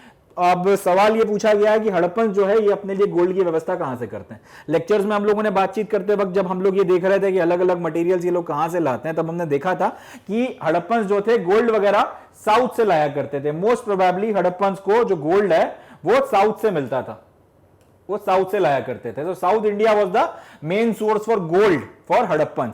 तो इसका सही जवाब क्या हो जाएगा, इसका सही जवाब जो है वो हो जाएगा ए ऑप्शन, कि हड़प्पन के गोल्ड का जो मेन स्रोत था वो ए ऑप्शन है। मोस्ट प्रोबेबली आपकी जो कर्नाटक की जो आपकी गोल्ड फील्ड्स वगैरह हैं, केजीएफ करके एक बड़ी फेमस पिक्चर भी आई थी, कोलार गोल्ड फील्ड्स वगैरह, शायद ये मेन सोर्स था जहां से हड़प्पन वगैरह गोल्ड लाया करते थे। और इसके लिए इनफैक्ट उनको साउथ में उस तरफ रहने वाले लोगों के साथ में उनका शायद इंटरेक्शन वगैरह भी रहा होगा। तो करेक्ट आंसर क्या हो जाएगा इसका, 38 का करेक्ट आंसर कि हड़प्पन अपना गोल्ड वगैरह जनरली मेनली साउथ इंडिया से लाया करते थे। चलें फिर अब नेक्स्ट क्वेश्चन की तरफ बढ़ते हैं। 39th question, the great bath of Indus valley civilization is found at. इसके बारे में भी बहुत इत्मीनान और डिटेल से एक एक चीज़ हम लोगों ने पढ़ी थी कि ग्रेट बाथ कहाँ पे मिला था, ग्रेट बाथ क्यों इंपॉर्टेंट है, ग्रेट बाथ के एक एक आपने कंस्ट्रक्शनल एस्पेक्ट्स के बारे में बातचीत करी थी। तो एक आसान सवाल है, ग्रेट बाथ आपको कहाँ पर मिला इंडस वैली सिविलाइजेशन में? ग्रेट बाथ आपको मिला है मोहनजोदाड़ो में। और क्योंकि इस तरीके का फिर कोई दूसरा स्ट्रक्चर कहीं और नहीं मिला, इसलिए ये इसको जो है हम लोग डिटेल में पढ़ते हैं। प्लस सीटाडेल में जहाँ पर ये मिला है और जिस तरीके के फीचर्स इसके साथ में है, अजम्पशन क्या है कि इसका इस्तेमाल किसी तरीके की रिचुअल बाथिंग के लिए किया जाता था। तो 39 का सही जवाब क्या हो गया? 39 का सही जवाब हो गया B. Next question, the social system of Harappans was, Harappans का जो सोशल सिस्टम था, सोशल सिस्टम का मतलब क्या होता है? समाज का जो की पूरी व्यवस्था थी उसके बारे में बात की जा रही है कि समाज किस तरीके का था। जैसे हमारा हिंदुस्तानी समाज अलग है, श्रीलंका का समाज अलग है, चाइनीज जो समाज है वो अलग है, अगर आप मिडिल ईस्ट में चले जाएंगे किसी देश में देखेंगे तो उनका समाज अलग है। तो हर एक समाज अलग इसलिए है क्योंकि सामाजिक व्यवस्थाएं अलग हैं, नियम कायदे जो हैं वो अलग हैं। तो पॉइंट यही पूछा गया है कि हड़प्पन्स का जो सोशल सिस्टम था, जो सामाजिक व्यवस्था थी, वो कैसी थी? और ऑप्शंस आपको 4 दिए हैं। फेयरली इगैलिटेरियन, इसका मतलब होता है सबके साथ बराबरी का व्यवहार होता था। दूसरा, स्लेव लेबर बेस्ड, यानी कि कुछ लोगों को गुलाम बनाकर उनसे मजदूरी कराई जाती थी और उसके ऊपर बेस्ड था। तीसरा, कलर वर्ण बेस्ड, यानी कि रंग के आधार पर वर्ण वगैरह बनाए गए थे। और चौथा, कास्ट बेस्ड, यानी कि कास्ट वगैरह के ऊपर जो है बेस्ड है। तो हम लोगों ने पढ़ा था कि हड़प्पन सिविलाइजेशन को पढ़ते वक्त ऐसा कोई सबूत नहीं मिला कि वहां पे स्लेव चलते हों या फिर वो रंग के आधार पे, नस्ली आधार पे भेद हो, वहां पे भेदभाव होते हों, या फिर कास्ट वगैरह का सिस्टम चलता हो। ऐसी कोई भी चीज वहां पे देखने को नहीं मिलती। इनफैक्ट जो लोअर टाउन में आपको हाउसेज वगैरह देखने को मिलते हैं, जिस तरीके से उनकी कंस्ट्रक्शनल फीचर्स एक जैसे हैं, लगभग सब में जो है समानता आपको देखने को मिलती है, उसके बेसिस पर भी। और बाकी जो सारी व्यवस्थाएं मिलती हैं, ड्रेनेज सिस्टम हो गया, सड़कें जिस तरह से बनाई गई हैं, हर जगह से एक जैसी जा रही हैं, उस सब के बेसिस पर हम लोगों ने ये निष्कर्ष निकाला है कि हड़प्पन सोसाइटी लगभग फेयरली इगैलिटेरियन थी, सबके साथ में बराबरी का या समता का व्यवहार किया करती थी। फेयरली इगैलिटेरियन व्यवस्था वहां पर चला करती थी। चलें, तो इसका सही ऑप्शन क्या हो गया 40 का? ए, फेयरली इगैलिटेरियन। अगला देखते हैं, Which was the only Indus site with an artificial brick dockyard। अब अपने को यह बताना है कि वो कौन सी एकमात्र इंडस वैली सिविलाइजेशन की साइट है जहां पर आपको एक आर्टिफिशियल ब्रिक डॉकयार्ड मिला है। ब्रिक डॉकयार्ड मतलब ईंटों से बना हुआ पूरा आपका जो पोर्ट वगैरह है, पत्तन वगैरह, उसके जो कुछ सर्टेन इलाके होते हैं, वो डॉकयार्ड वगैरह, ये सब आपको कहां पर मिला है? तो जवाब क्या हो गया इसका? लोथल हो गया। हमने कई बार पढ़ा था कि डॉकयार्ड आपको लोथल में देखने के लिए मिला है। तो सही आंसर इसका लोथल है। चले, गुजरात में ये आपको मिला है। राइट आंसर इसका ए है। अगला क्वेश्चन देखते हैं, which statement on the Harappan civilization is correct. अब हमको ये बताना है कि इनमें से कौन सा स्टेटमेंट हड़प्पन सिविलाइजेशन के बारे में सही है। पहला, horse sacrifice was known to them, घोड़ों को जो है बलि देना उनके बीच में कॉमन था या वो जानते थे इस चीज को। दूसरा, cow was sacred to them. तीसरा, Pashupati was venerated by them. और चौथा, the culture was generally static. एक एक पॉइंट को समझते हैं। सवाल में यह बोला गया है कि 4 स्टेटमेंट आपको हड़प्पन सिविलाइजेशन के बारे में बताए गए। अपने को यह बताना है कि इनमें से कौन सा स्टेटमेंट जो है करेक्ट है। पहला, हॉर्स सेक्रीफाइस के बारे में जानते थे, यानी कि घोड़ा और घोड़े की बलि वगैरह ये लोग दिया करते थे, ये सच है या नहीं। दूसरा, काऊ जो थी सेक्रेट थी इनके लिए, यानी कि गाय इनके लिए पूजनीय थी या नहीं, या फिर इसमें लिखा हुआ है स्टेटमेंट कि गाय इनके लिए पूजनीय थी, हमको बताना है सही है गलत है। तीसरा, Pashupati was venerated by them. वेनिरेटेड का मतलब है वो उसकी पूजा अर्चना करते थे, इज्जत करते थे, श्रद्धा भाव से देखते थे, श्रद्धा करते थे। चौथा, the culture was generally static, यानी कि उसमें कोई बदलाव नहीं आता था, एक बार जैसा बन गया था और लोग उसी हिसाब से जी रहे थे। तो अपने को यह बताना है इसमें से सही कौन सा है। सही जवाब हो जाएगा the Pashupati was venerated by them. हमने इनकी सील्स वगैरह में देखा है कि ये पशुपति की पूजा किया करते थे, या कम से कम ये एक पर्टिकुलर फिगर सील्स में बार बार निकल कर आ रहा है जिसको हम लोग मानकर चल रहे हैं कि इनके ईश्वर थे और उनको नाम हमने पशुपति या प्रोटोशिवा दिया था। और आर्कियोलॉजिस्ट ये लेकर चलते हैं कि इनकी पूजा अर्चना या आराधना किया करते थे। बाकी घोड़ों के बारे में इनको पता था या नहीं पता था, आर्कियोलॉजिस्ट आज तक इस बारे में कुछ नहीं कह पाए हैं। काऊ इनके लिए सेक्रेट थी या नहीं, इस बारे में हमारे पास कोई एविडेंस नहीं है। और कल्चर स्टैटिक इसलिए नहीं हो सकता क्योंकि हड़प्पन सिटीज में आपको लगातार इनोवेशन और प्रोग्रेस देखने को मिलती है। तो सिर्फ एक ही ऑप्शन बचता है आपके पास में, और वो हो गया सी ऑप्शन की Pashupati was venerated by them. चले, इसको बाकी डिटेल में पढ़ा भी है, तो जिन लोगों ने लेक्चर्स देख रखे हैं उनको इसका जवाब पता है। जिन्होंने नहीं देखे हैं उनके लिए भी मैंने थोड़ा सा एक्सप्लेन कर दिया, बट फिर मेरी गुजारिश यही रहेगी कि आप एक बार लेक्चर्स देख लें जाके, इसके बाद आपको एनसीईआरटी भी पढ़ने की ज़रूरत नहीं पड़ेगी और आप आसानी से अपने जो टर्म 1 के पेपर हैं उसमें अगर इंडस वैली सिविलाइजेशन से कोई क्वेश्चन आते हैं तो अच्छे से कर पाएंगे। अगला देखते हैं, the Harappans did not know the use of. अब हमको ये बताना है कि हड़प्पन्स को किस चीज का इस्तेमाल नहीं पता था, और ऑप्शन दिए गए हैं कॉपर, ब्रॉन्ज, गोल्ड और आयरन। मतलब बेसिकली कोई एक मेटल है जिसका इनको इस्तेमाल नहीं पता था, वो कौन सा मेटल है जिसका इस्तेमाल ये नहीं करना जानते थे, उसके बारे में हमको बताना है। अगर आपने पढ़ रखा है तो इसका जवाब आप दे सकते हैं कि इनको आयरन के बारे में नहीं पता था, गोल्ड भी क्योंकि यहां से मिला है, कॉपर का भर भर के इस्तेमाल करते थे और ब्रॉन्ज का भी खूब इस्तेमाल किया जाता था, तो कॉपर और ब्रॉन्ज तो ये खूब इस्तेमाल किया करते थे, इनके बारे में तो पता था। गोल्ड भी ठीक ठाक मात्रा में मिला है तो गोल्ड भी इसका आंसर नहीं हो सकता, इसका सिर्फ एक ही जवाब बनता है आयरन। इसको एक तरीके से और किया जा सकता है कि Harappan civilization basically chalcolithic phase का पार्ट माना गया है, और उसमें भी मैच्योर हड़प्पन फेज जो है वो ब्रॉन्ज एज के वक्त में आई और ब्रॉन्ज एज में ही खत्म हो गई, और उसके बाद अगली आती है आयरन एज। मतलब ये कि आयरन एज शुरू होने के पहले ही आपकी जो हड़प्पन सिविलाइजेशन थी वो खत्म हो गई थी। अब जब एक सिविलाइजेशन एक मेटल की या फिर एक पर्टिकुलर मेटल की एज शुरू होने के पहले या उसकी खोज के पहले ही खत्म हो गई तो उसके बारे में कैसे जान सकती है। ये वही वाली बात है कि 300 साल पहले रहने वाला कोई व्यक्ति जो काफी पहले जा चुका है उसको नहीं पता आज की तारीख में कि इंटरनेट क्या होता है, मोबाइल फोन क्या होते हैं, टेलीकम्युनिकेशन क्या होता है। ठीक है जी, तो बस वही वाली बात है कि आयरन के बारे में इनको अंदाजा नहीं था क्योंकि आयरन की खोज ही नहीं हुई थी जब इनकी सिविलाइजेशन बनी थी, तो हड़प्पन्स आयरन का इस्तेमाल नहीं जानते थे। D is the correct answer. अगला देखते हैं 44th, there are similarities between the seals found at Mohenjo-daro and Dash। अब आपको एक सवाल ये दिया गया है कि सील्स आपको मिली हैं एक मोहनजोदाड़ो में और एक किसी और जगह पे, और उसमें आपको सिमिलैरिटीज देखने को मिली हैं, तो वो दूसरी जगह कौन सी है? Egypt, China, Sumeria, Afghanistan. Question क्या है कि सील्स मिली हैं मोहनजोदाड़ो में और एक और जगह जो इन चार में से कोई एक है, और वहां दोनों की सील्स वगैरह में सिमिलैरिटीज मिली हैं, अपने को बताना है वो कौन सी जगह है। तो उसका जवाब क्या है? सुमेरिया। हमने जब पढ़ा था तो हमको पता था, हमें पता चला था कि सुमेरिया सिविलाइजेशन जो है, जो इराक या मेसोपोटामिया का जो सिविलाइजेशन था उसके साउथ में पड़ती थी, उसके साथ में भी हड़प्पन्स के लेन देन की रिलेशनशिप्स थे, उनके साथ में भी ट्रेड वगैरह हुआ करता था, उनके साथ में भी कॉन्टैक्ट्स थे, वहां पे भी आपको सील्स वगैरह मिली हैं हड़प्पन्स की। तो वहां की सील्स और हड़प्पन सिविलाइजेशन की जो आपके नेटिव शहर है उनमें जो सील्स मिली उनमें सिमिलैरिटीज थी। चलें जी, तो इसका सही जवाब क्या हो गया? इसका सही जवाब हो गया सी, सुमेरिया। कई बार इसको सुमेर भी बोला जाता है, याद रखिएगा। इनफैक्ट सुमेर हमारे हिंदुस्तान में भी एक कॉमन नेम है। चलें नेक्स्ट क्वेश्चन की तरफ बढ़ते हैं। What was the time period of Indus valley civilization और हड़प्पन सिविलाइजेशन? अब अपने को यह बताना है कि इंडस वैली सिविलाइजेशन और हड़प्पन सिविलाइजेशन का जो टाइम पीरियड है वो कब से कब तक के बीच में था। तो ऐसे तो 2500 से कई लोग उसको 1500 BC भी लेकर चलते हैं, 2500 से कई लोग जो है आपको उसको 1900 BC भी लेकर चलते हैं, बट हम लोगों ने एक बात पढ़ी थी कि 1800 BC के आसपास जो है मोर और लेस सारे के सारे शहर जो थे अबैंडन कर दिए गए थे। तो जब अपने को जो चीज़ पढ़ाई गई है कि या तो आप 2500 से 1500 लेकर चलो या 1900 लेकर चलो, जब वो दोनों ऑप्शन ही अपने को देखने को नहीं मिल रहा है तब फिर अपन इस लॉजिक के बेसिस पर चलेंगे कि वो कौन सा टाइम पीरियड था जब आपकी हड़प्पा या मोहनजोदाड़ो या फिर जितने भी आपके शहर थे इंडस वैली सिविलाइजेशन के उनको अबैंडन कर दिया गया। जवाब है 1800 BC के आसपास जो है उन सबको अबैंडन कर दिया गया था। तो फिर इस डेट के आसपास जो सबसे करीब आपको दिखेगा वो आपका सही जवाब हो जाएगा। तो पहले अपन लोगों ने 2500 तलाश लिया, 2500 का मतलब ये हो गया कि या तो ये सही हो सकता है या फिर ये सही हो सकता है। फिर उसके बाद में क्योंकि 1750 BC जो है वो 1800 BC के ज्यादा करीब है, इसलिए हम लोग ये वाला ऑप्शन लेकर चलेंगे और इस तरीके से डी जो है वो आपका करेक्ट ऑप्शन हो जाएगा। तो 45 का सही जवाब जो है वो डी है। तो कई लोग अब ये बोलेंगे कि कैसे है, तो उसका तरीका ही है।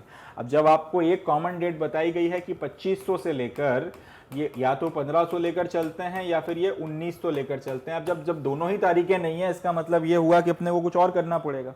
तब अपन लोग फिर ये करते हैं कि हम लोग इसका लॉजिक के बेसिस पर कि ये खत्म कब हुई थी, जब जिस पॉइंट पर ये खत्म हुई थी उसके सबसे नियरेस्ट जो डेट होगी उसको लेकर चला जाता है। जवाब क्या हो गया इसका जवाब हो गया डी। चलो अगला, The organic relationship between the ancient culture of Indus Valley and Hinduism today is proved by the worship of। अब इंडस वैली सिविलाइजेशन या हड़प्पन सिविलाइजेशन और आज का जो हिंदू धर्म है इनके बीच में एक ऑर्गेनिक रिलेशनशिप है। ऑर्गेनिक रिलेशनशिप है मतलब नेचुरली वो डेवलप हुआ था, उसको किसी ने बनाया नहीं था। तो ये जो ऑर्गेनिक रिलेशनशिप है वो कैसे प्रूव होता है या फिर वो किस चीज से अपने को दिखता है, इसका अब ऑप्शंस अपने को दिए गए हैं। पहला is proved by the worship of, पहला Pashupati, Indra and mother goddess, दूसरा the stones, trees and animals, तीसरा विष्णु एंड लक्ष्मी, चौथा शिवा एंड शक्ति। फिर से पढ़ते हैं। The organic relationship, organic relationship का मतलब प्राकृतिक तौर से डेवलप हुआ रिश्ता, किसके बीच में? पुरानी या एंशियंट कल्चर जो था इंडस वैली सिविलाइजेशन का, उसके बीच में, और जो आज का हिंदू धर्म है उसके बीच में प्रूव होता है बाय द वर्शिप ऑफ। ये दोनों के बीच में ऑर्गेनिक रिलेशनशिप है, ये प्रूव होता है इन पर्टिकुलर चीजों की पूजा अर्चना जो आज भी की जाती है उसको देखकर। किस चीज की पूजा अर्चना को देखकर? और 4 ऑप्शंस आपके पास दिए गए, Pashupati, Indra and mother goddess, दूसरा स्टोन्स, ट्रीज एंड एनिमल्स, तीसरा विष्णु एंड लक्ष्मी, चौथा शिवा एंड शक्ति। पहला ऑप्शन इसलिए सही नहीं हो सकता क्योंकि इसमें इंद्र का जिक्र आ रहा है, और इंद्र का पहला जिक्र आपको देखने को मिलता है ऋग्वेद में या फिर वेदों में देखने को मिलता है। और वेदों का, वेद जो है आर्कियोलॉजी या जो हिस्ट्री हमें पढ़ाई जाती है उसमें बताया गया है कि वेद इंडस वैली सिविलाइजेशन के बाद आए, तो ये क्वेश्चन ये सही नहीं हो सकता। विष्णु और लक्ष्मी का भी जिक्र जो है इंडस वैली सिविलाइजेशन में कहीं देखने को नहीं मिलता। शिव और शक्ति का जो भक्ति है वो भी या फिर पूजा अर्चना देखने को नहीं मिलती। ये हमको जरूर पता है कि ये स्टोन्स की पूजा करते थे, ये ट्रीज की पूजा करते थे और ये एनिमल्स की पूजा करते थे। इनफैक्ट बुल वगैरह को शायद इनके बीच में वेनिरेट किया जाता था। आज भी कई जगहों पे बैलों को वेनिरेट किया जाता है, पवित्र माना जाता है। तो आर्कियोलॉजिस्ट का ये भी कहना है कि ये जो बैलों को वेनिरेट करने का या पवित्र मानने का जो ये सिस्टम है कि कोई, आप खैर शहरों में तो नहीं होता, गांव वगैरह में अभी भी अगर कहीं कोई बैल जा रहा हो तो लोग रास्ता छोड़ देते हैं। कई तो आर्कियोलॉजिस्ट का मानना यह है कि ये जो प्रथा है इंडस वैली सिविलाइजेशन से चली आ रही है। तो सही ऑप्शन इसका क्या हो गया? सही ऑप्शन हो गया स्टोन्स, ट्रीज एंड एनिमल्स की वर्शिप से समझ में आता है कि इंडस वैली सिविलाइजेशन और आपका जो आज का हिंदुइज्म है इनके बीच में एक ऑर्गेनिक रिलेशनशिप था। सही, अब 46 का सही आंसर हो गया बी। अगला देखते हैं 47। Out of the following remains excavated in Indus valley, which one indicates the commercial and economic development. अब ये सारी चीजें जो है इंडस वैली में डेवलप हुई हैं, हमको ये बताना है कि इनमें से कौन सा जो है, इसकी मदद से हमको ये पता चलता है कि यहां पर कमर्शियल और इकोनॉमिक डेवलपमेंट हो रहा था। ऑप्शंस आपको दिए गए हैं, पहला है पॉटरी, दूसरा है सील्स, तीसरा है बोट्स और चौथा है हाउसेस। अब अपने को ये बताना है इनमें से किसकी मदद से या किसकी खोज की मदद से हम लोग ये निष्कर्ष पर पहुंचे हैं कि इंडस वैली सिविलाइजेशन में इकोनॉमिक डेवलपमेंट अच्छा खासा हो रहा था और कमर्शियल एक्टिविटी काफी ज्यादा हो रही थी। इसका जवाब क्या हो जाएगा? इसका जवाब हो जाएगा सील्स। जब पढ़ा रहा था तब बताया भी था कि सील्स वगैरह का मेन इस्तेमाल किस लिए हो रहा था? सील का इस्तेमाल हो रहा था व्यापार करने के लिए। हड़प्पा या मोहनजोदाड़ो का कोई व्यापारी अगर अपना सामान कहीं बाहर भेज रहा है तो कोई गारंटी तो है नहीं कि वो सामान जो है बिना टेम्पर के पहुंच जाएगा, रास्ते में उसके साथ छेड़खानी नहीं होगी। तो रास्ते में उसके साथ किसी तरीके की छेड़खानी ना हो, इसको इंश्योर करने के लिए जो सामान का बैग है उसकी गठान लगाने के बाद उस पर मिट्टी लगाई जाती थी या क्ले लगाई जाती थी और उस क्ले के ऊपर वो अपनी सील को दबा देते थे, गीली मिट्टी लगाकर उसके ऊपर अपनी सील दबा देते थे। अब अगर ये सामान जिसको भेजा जा रहा है उस तक ये जो सील है ये इंटैक्ट रहे, ये मिट्टी की सील के साथ छेड़खानी नहीं की जाए, मिट्टी की सील का जो उसके ऊपर इम्प्रिंट बनाया गया है मिट्टी के ऊपर, अगर उसके साथ छेड़खानी ना हो, ये इंटैक्ट पहुंच जाए, इसका मतलब सामान के साथ छेड़खानी नहीं हुई है। और अगर ये टूटी फूटी मिले, इसमें कुछ गड़बड़ झाला मिले, इसका मतलब ये हुआ कि सामान के साथ में छेड़खानी हुई है। तो ये जो पर्टिकुलर पॉइंट था, इसलिए जो है सील्स का इस्तेमाल काफी ज्यादा किया जाता था। अब अगर ज्यादा मात्रा में सील मिल रही है, इसका मतलब ज्यादा मात्रा में व्यापार होता था। ज्यादा व्यापारी आपके पास थे जो इस तरीके से अपनी सीलिंग लगा लगा कर सामान दूसरी जगहों पे भेजते थे। ज्यादा व्यापार का सीधा सीधा मतलब ही यही है कि इकोनॉमिक डेवलपमेंट ज्यादा हो रहा है। तो सील्स बड़ी मात्रा में मिलना ये इंडिकेशन करता है कि हड़प्पा का जो पूरा सिविलाइजेशन है उसमें इकोनॉमिक और कमर्शियल डेवलपमेंट काफी बड़े पैमाने पर हो रहा था। तो सही आंसर क्या हो जाएगा? सही आंसर हो जाएगा बी, सील्स। अगला देखते हैं 48। The Harappan had commercial relations with. अब अपने को ये बताना है कि हड़प्पन्स के इनमें से किसके साथ में कमर्शियल रिलेशनशिप्स थे। ऑप्शंस आपको दिए गए हैं, चाइना, जावा, मेसोपोटामिया, बर्मा। इतना पढ़ लिया है कि इसका जवाब अब आसानी से बन जाएगा। मेसोपोटामिया के साथ में इनके ट्रेड रिलेशनशिप्स थे। मेसोपोटामिया के अलावा मागन का इलाका जो है उसके साथ में इनके ट्रेड रिलेशनशिप्स थे। और मेसोपोटामिया वाले हड़प्पा वालों को क्या बोला करते थे? मेलुहा। मेलुहा। और साथ ही साथ इनको डिस्क्राइब कैसे करते थे? लैंड ऑफ सी फेरर्स, यानी कि नाविकों की जमीन है। सही ऑप्शन क्या हो गया इसका? C. 49। The granary discovered at Harappa was located at. Harappa में जो ग्रीनरी आपको देखने को मिली है, अपन ने पढ़ा था कि मोहनजोदाड़ो में एक बड़ी ग्रीनरी देखने को मिली है और हड़प्पा में आपको 6 ग्रीनरीज देखने के लिए मिली है। तो जो हड़प्पा में ग्रीनरी आपको मिली है वो कहाँ मिली है? Within the citadel at Mohenjodaro, in the lower town, near the river Ravi, beside the western gate of the city. तो हड़प्पा की जो ग्रीनरी है वो रवि रिवर के किनारे आपको देखने को मिली है। मोहनजोदाड़ो की जो ग्रीनरी थी वो आपकी सीटाडेल में देखने को मिली है। ठीक है, तो सही जवाब क्या हो गया इसका? इसका सही जवाब हो गया सी। लास्ट क्वेश्चन देखते हैं। The Indus valley civilization type was found in, Indus valley type की सिविलाइजेशन आपको और कहाँ देखने के लिए मिलती है? अब इंडस वैली सिविलाइजेशन में यानी कि या फिर इंडस वैली की सिविलाइजेशन में मेन बातें क्या थी? टाउन प्लानिंग आपको देखने को मिल रही थी, आपको उसमें कुछ सील्स देखने को मिल रही थी, पॉटरी देखने को मिल रही थी, आर्टिफैक्ट्स देखने को मिल रहे थे और काफ़ी सारी चीज़ें थी। तो पूरी तरह इंडस वैली सिविलाइजेशन जस की दस तो कहीं और देखने को नहीं मिलती, मगर अलग अलग सिविलाइजेशंस में कहीं ना कहीं उसका कुछ ना कुछ फीचर देखने को मिलता है। मेसोपोटामिया में जैसे ईंटों का व्यापार आपको समझ में आता है, ईंटों का काफ़ी बड़े लेवल पर जो है इस्तेमाल हो रहा है। सुमेरिया में कोई और चीज़ हो रही है, मागध में जो है कॉपर वगैरह का काफ़ी इस्तेमाल हो रहा है। इस तरीके से हर एक जो बाकी सिविलाइजेशन थी उसमें कुछ ना कुछ इंडस वैली सिविलाइजेशन से कॉमन मिलता जुलता था। तो उसी के ऊपर ये सवाल बनाया है कि the Indus valley civilization Indus valley civilization type से मिलती जुलती वो सिविलाइजेशन आपको कहाँ कहाँ मिली हैं? सुमेरिया में मिली हैं, सही है, इजिप्ट में मिली हैं, सही है, चाइना में मिली हैं, सही है। तो करेक्ट आंसर क्या हो जाएगा? All of these will be the right answer, D will be the correct option. ठीक है जी, तो D will be the correct option. So with this हमारा आज का सेशन खत्म होता है। आज के सेशन में हम लोगों ने इंडस वैली सिविलाइजेशन के ऊपर 50 के करीब एमसीक्यूज़ किए हैं। आने वाले सब्सिक्वेंट लेक्चर में हम लोग इस तरीके का एक और सेशन रखेंगे और टोटल हमारे इस तरह से 100 एमसीक्यूज़ हो जाएंगे, जिसको करने के बाद में मुझे नहीं लगता आपको किसी तरीके की कोई समस्या आएगी आपका जो टर्म 1 का पेपर है।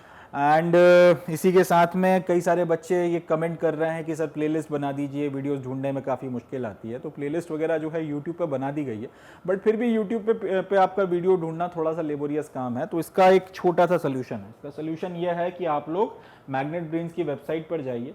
यहाँ पर आपको जितने भी वीडियोज़ वगैरह जो आप सर्च कर रहे हैं ये प्रॉपरली अरेंज किए गए हैं, इनका प्रॉपर आपको डिस्क्रिप्शन देखने को मिलता है और बहुत आसानी से देखने को मिल जाते हैं। यूट्यूब पर आपको सर्च करना पड़ता है, कई बार आपको वीडियोस मिलते नहीं हैं, कई बार वो सीक्वेंस में नहीं होते हैं, प्लेलिस्ट आपको मिलने में काफ़ी टाइम लगता है, कम्बरसम प्रोसेस है। तो उसका सिंपल सा सोल्यूशन है, आप मैग्नेट ब्रेन्स की वेबसाइट पर जाइए। इनफैक्ट आप यूट्यूब के वीडियोस में भी नीचे जो है मैग्नेट ब्रेन्स की वेबसाइट का लिंक आपको मिल जाएगा। वहाँ से आप जाएँ, आपको सारे वीडियोस देखने को मिल जाएंगे, प्रॉपरली अरेंज्ड, आसानी से आप उनको ढूंढ सकते हैं। एक एक वीडियो की डिटेल आपको देखने को मिल जाएगी कि उसमें आपको क्या क्या देखने को मिलने वाला है। सारा कंटेंट आप देख सकते हैं, इजीली एक्सेसिबल है एंड आसानी से जो है फिर आप अपनी तैयारी वगैरह कर सकते हैं। कंफर्टेबली इन वीडियोस को बार बार देख सकते हैं। सारा मटेरियल फ्री ऑफ कॉस्ट है and it will be very helpful to you to gain good amount of knowledge and perform well in your subjects. So on this note I would be calling it the day and concluding the lecture. Thank you, Jai Hind.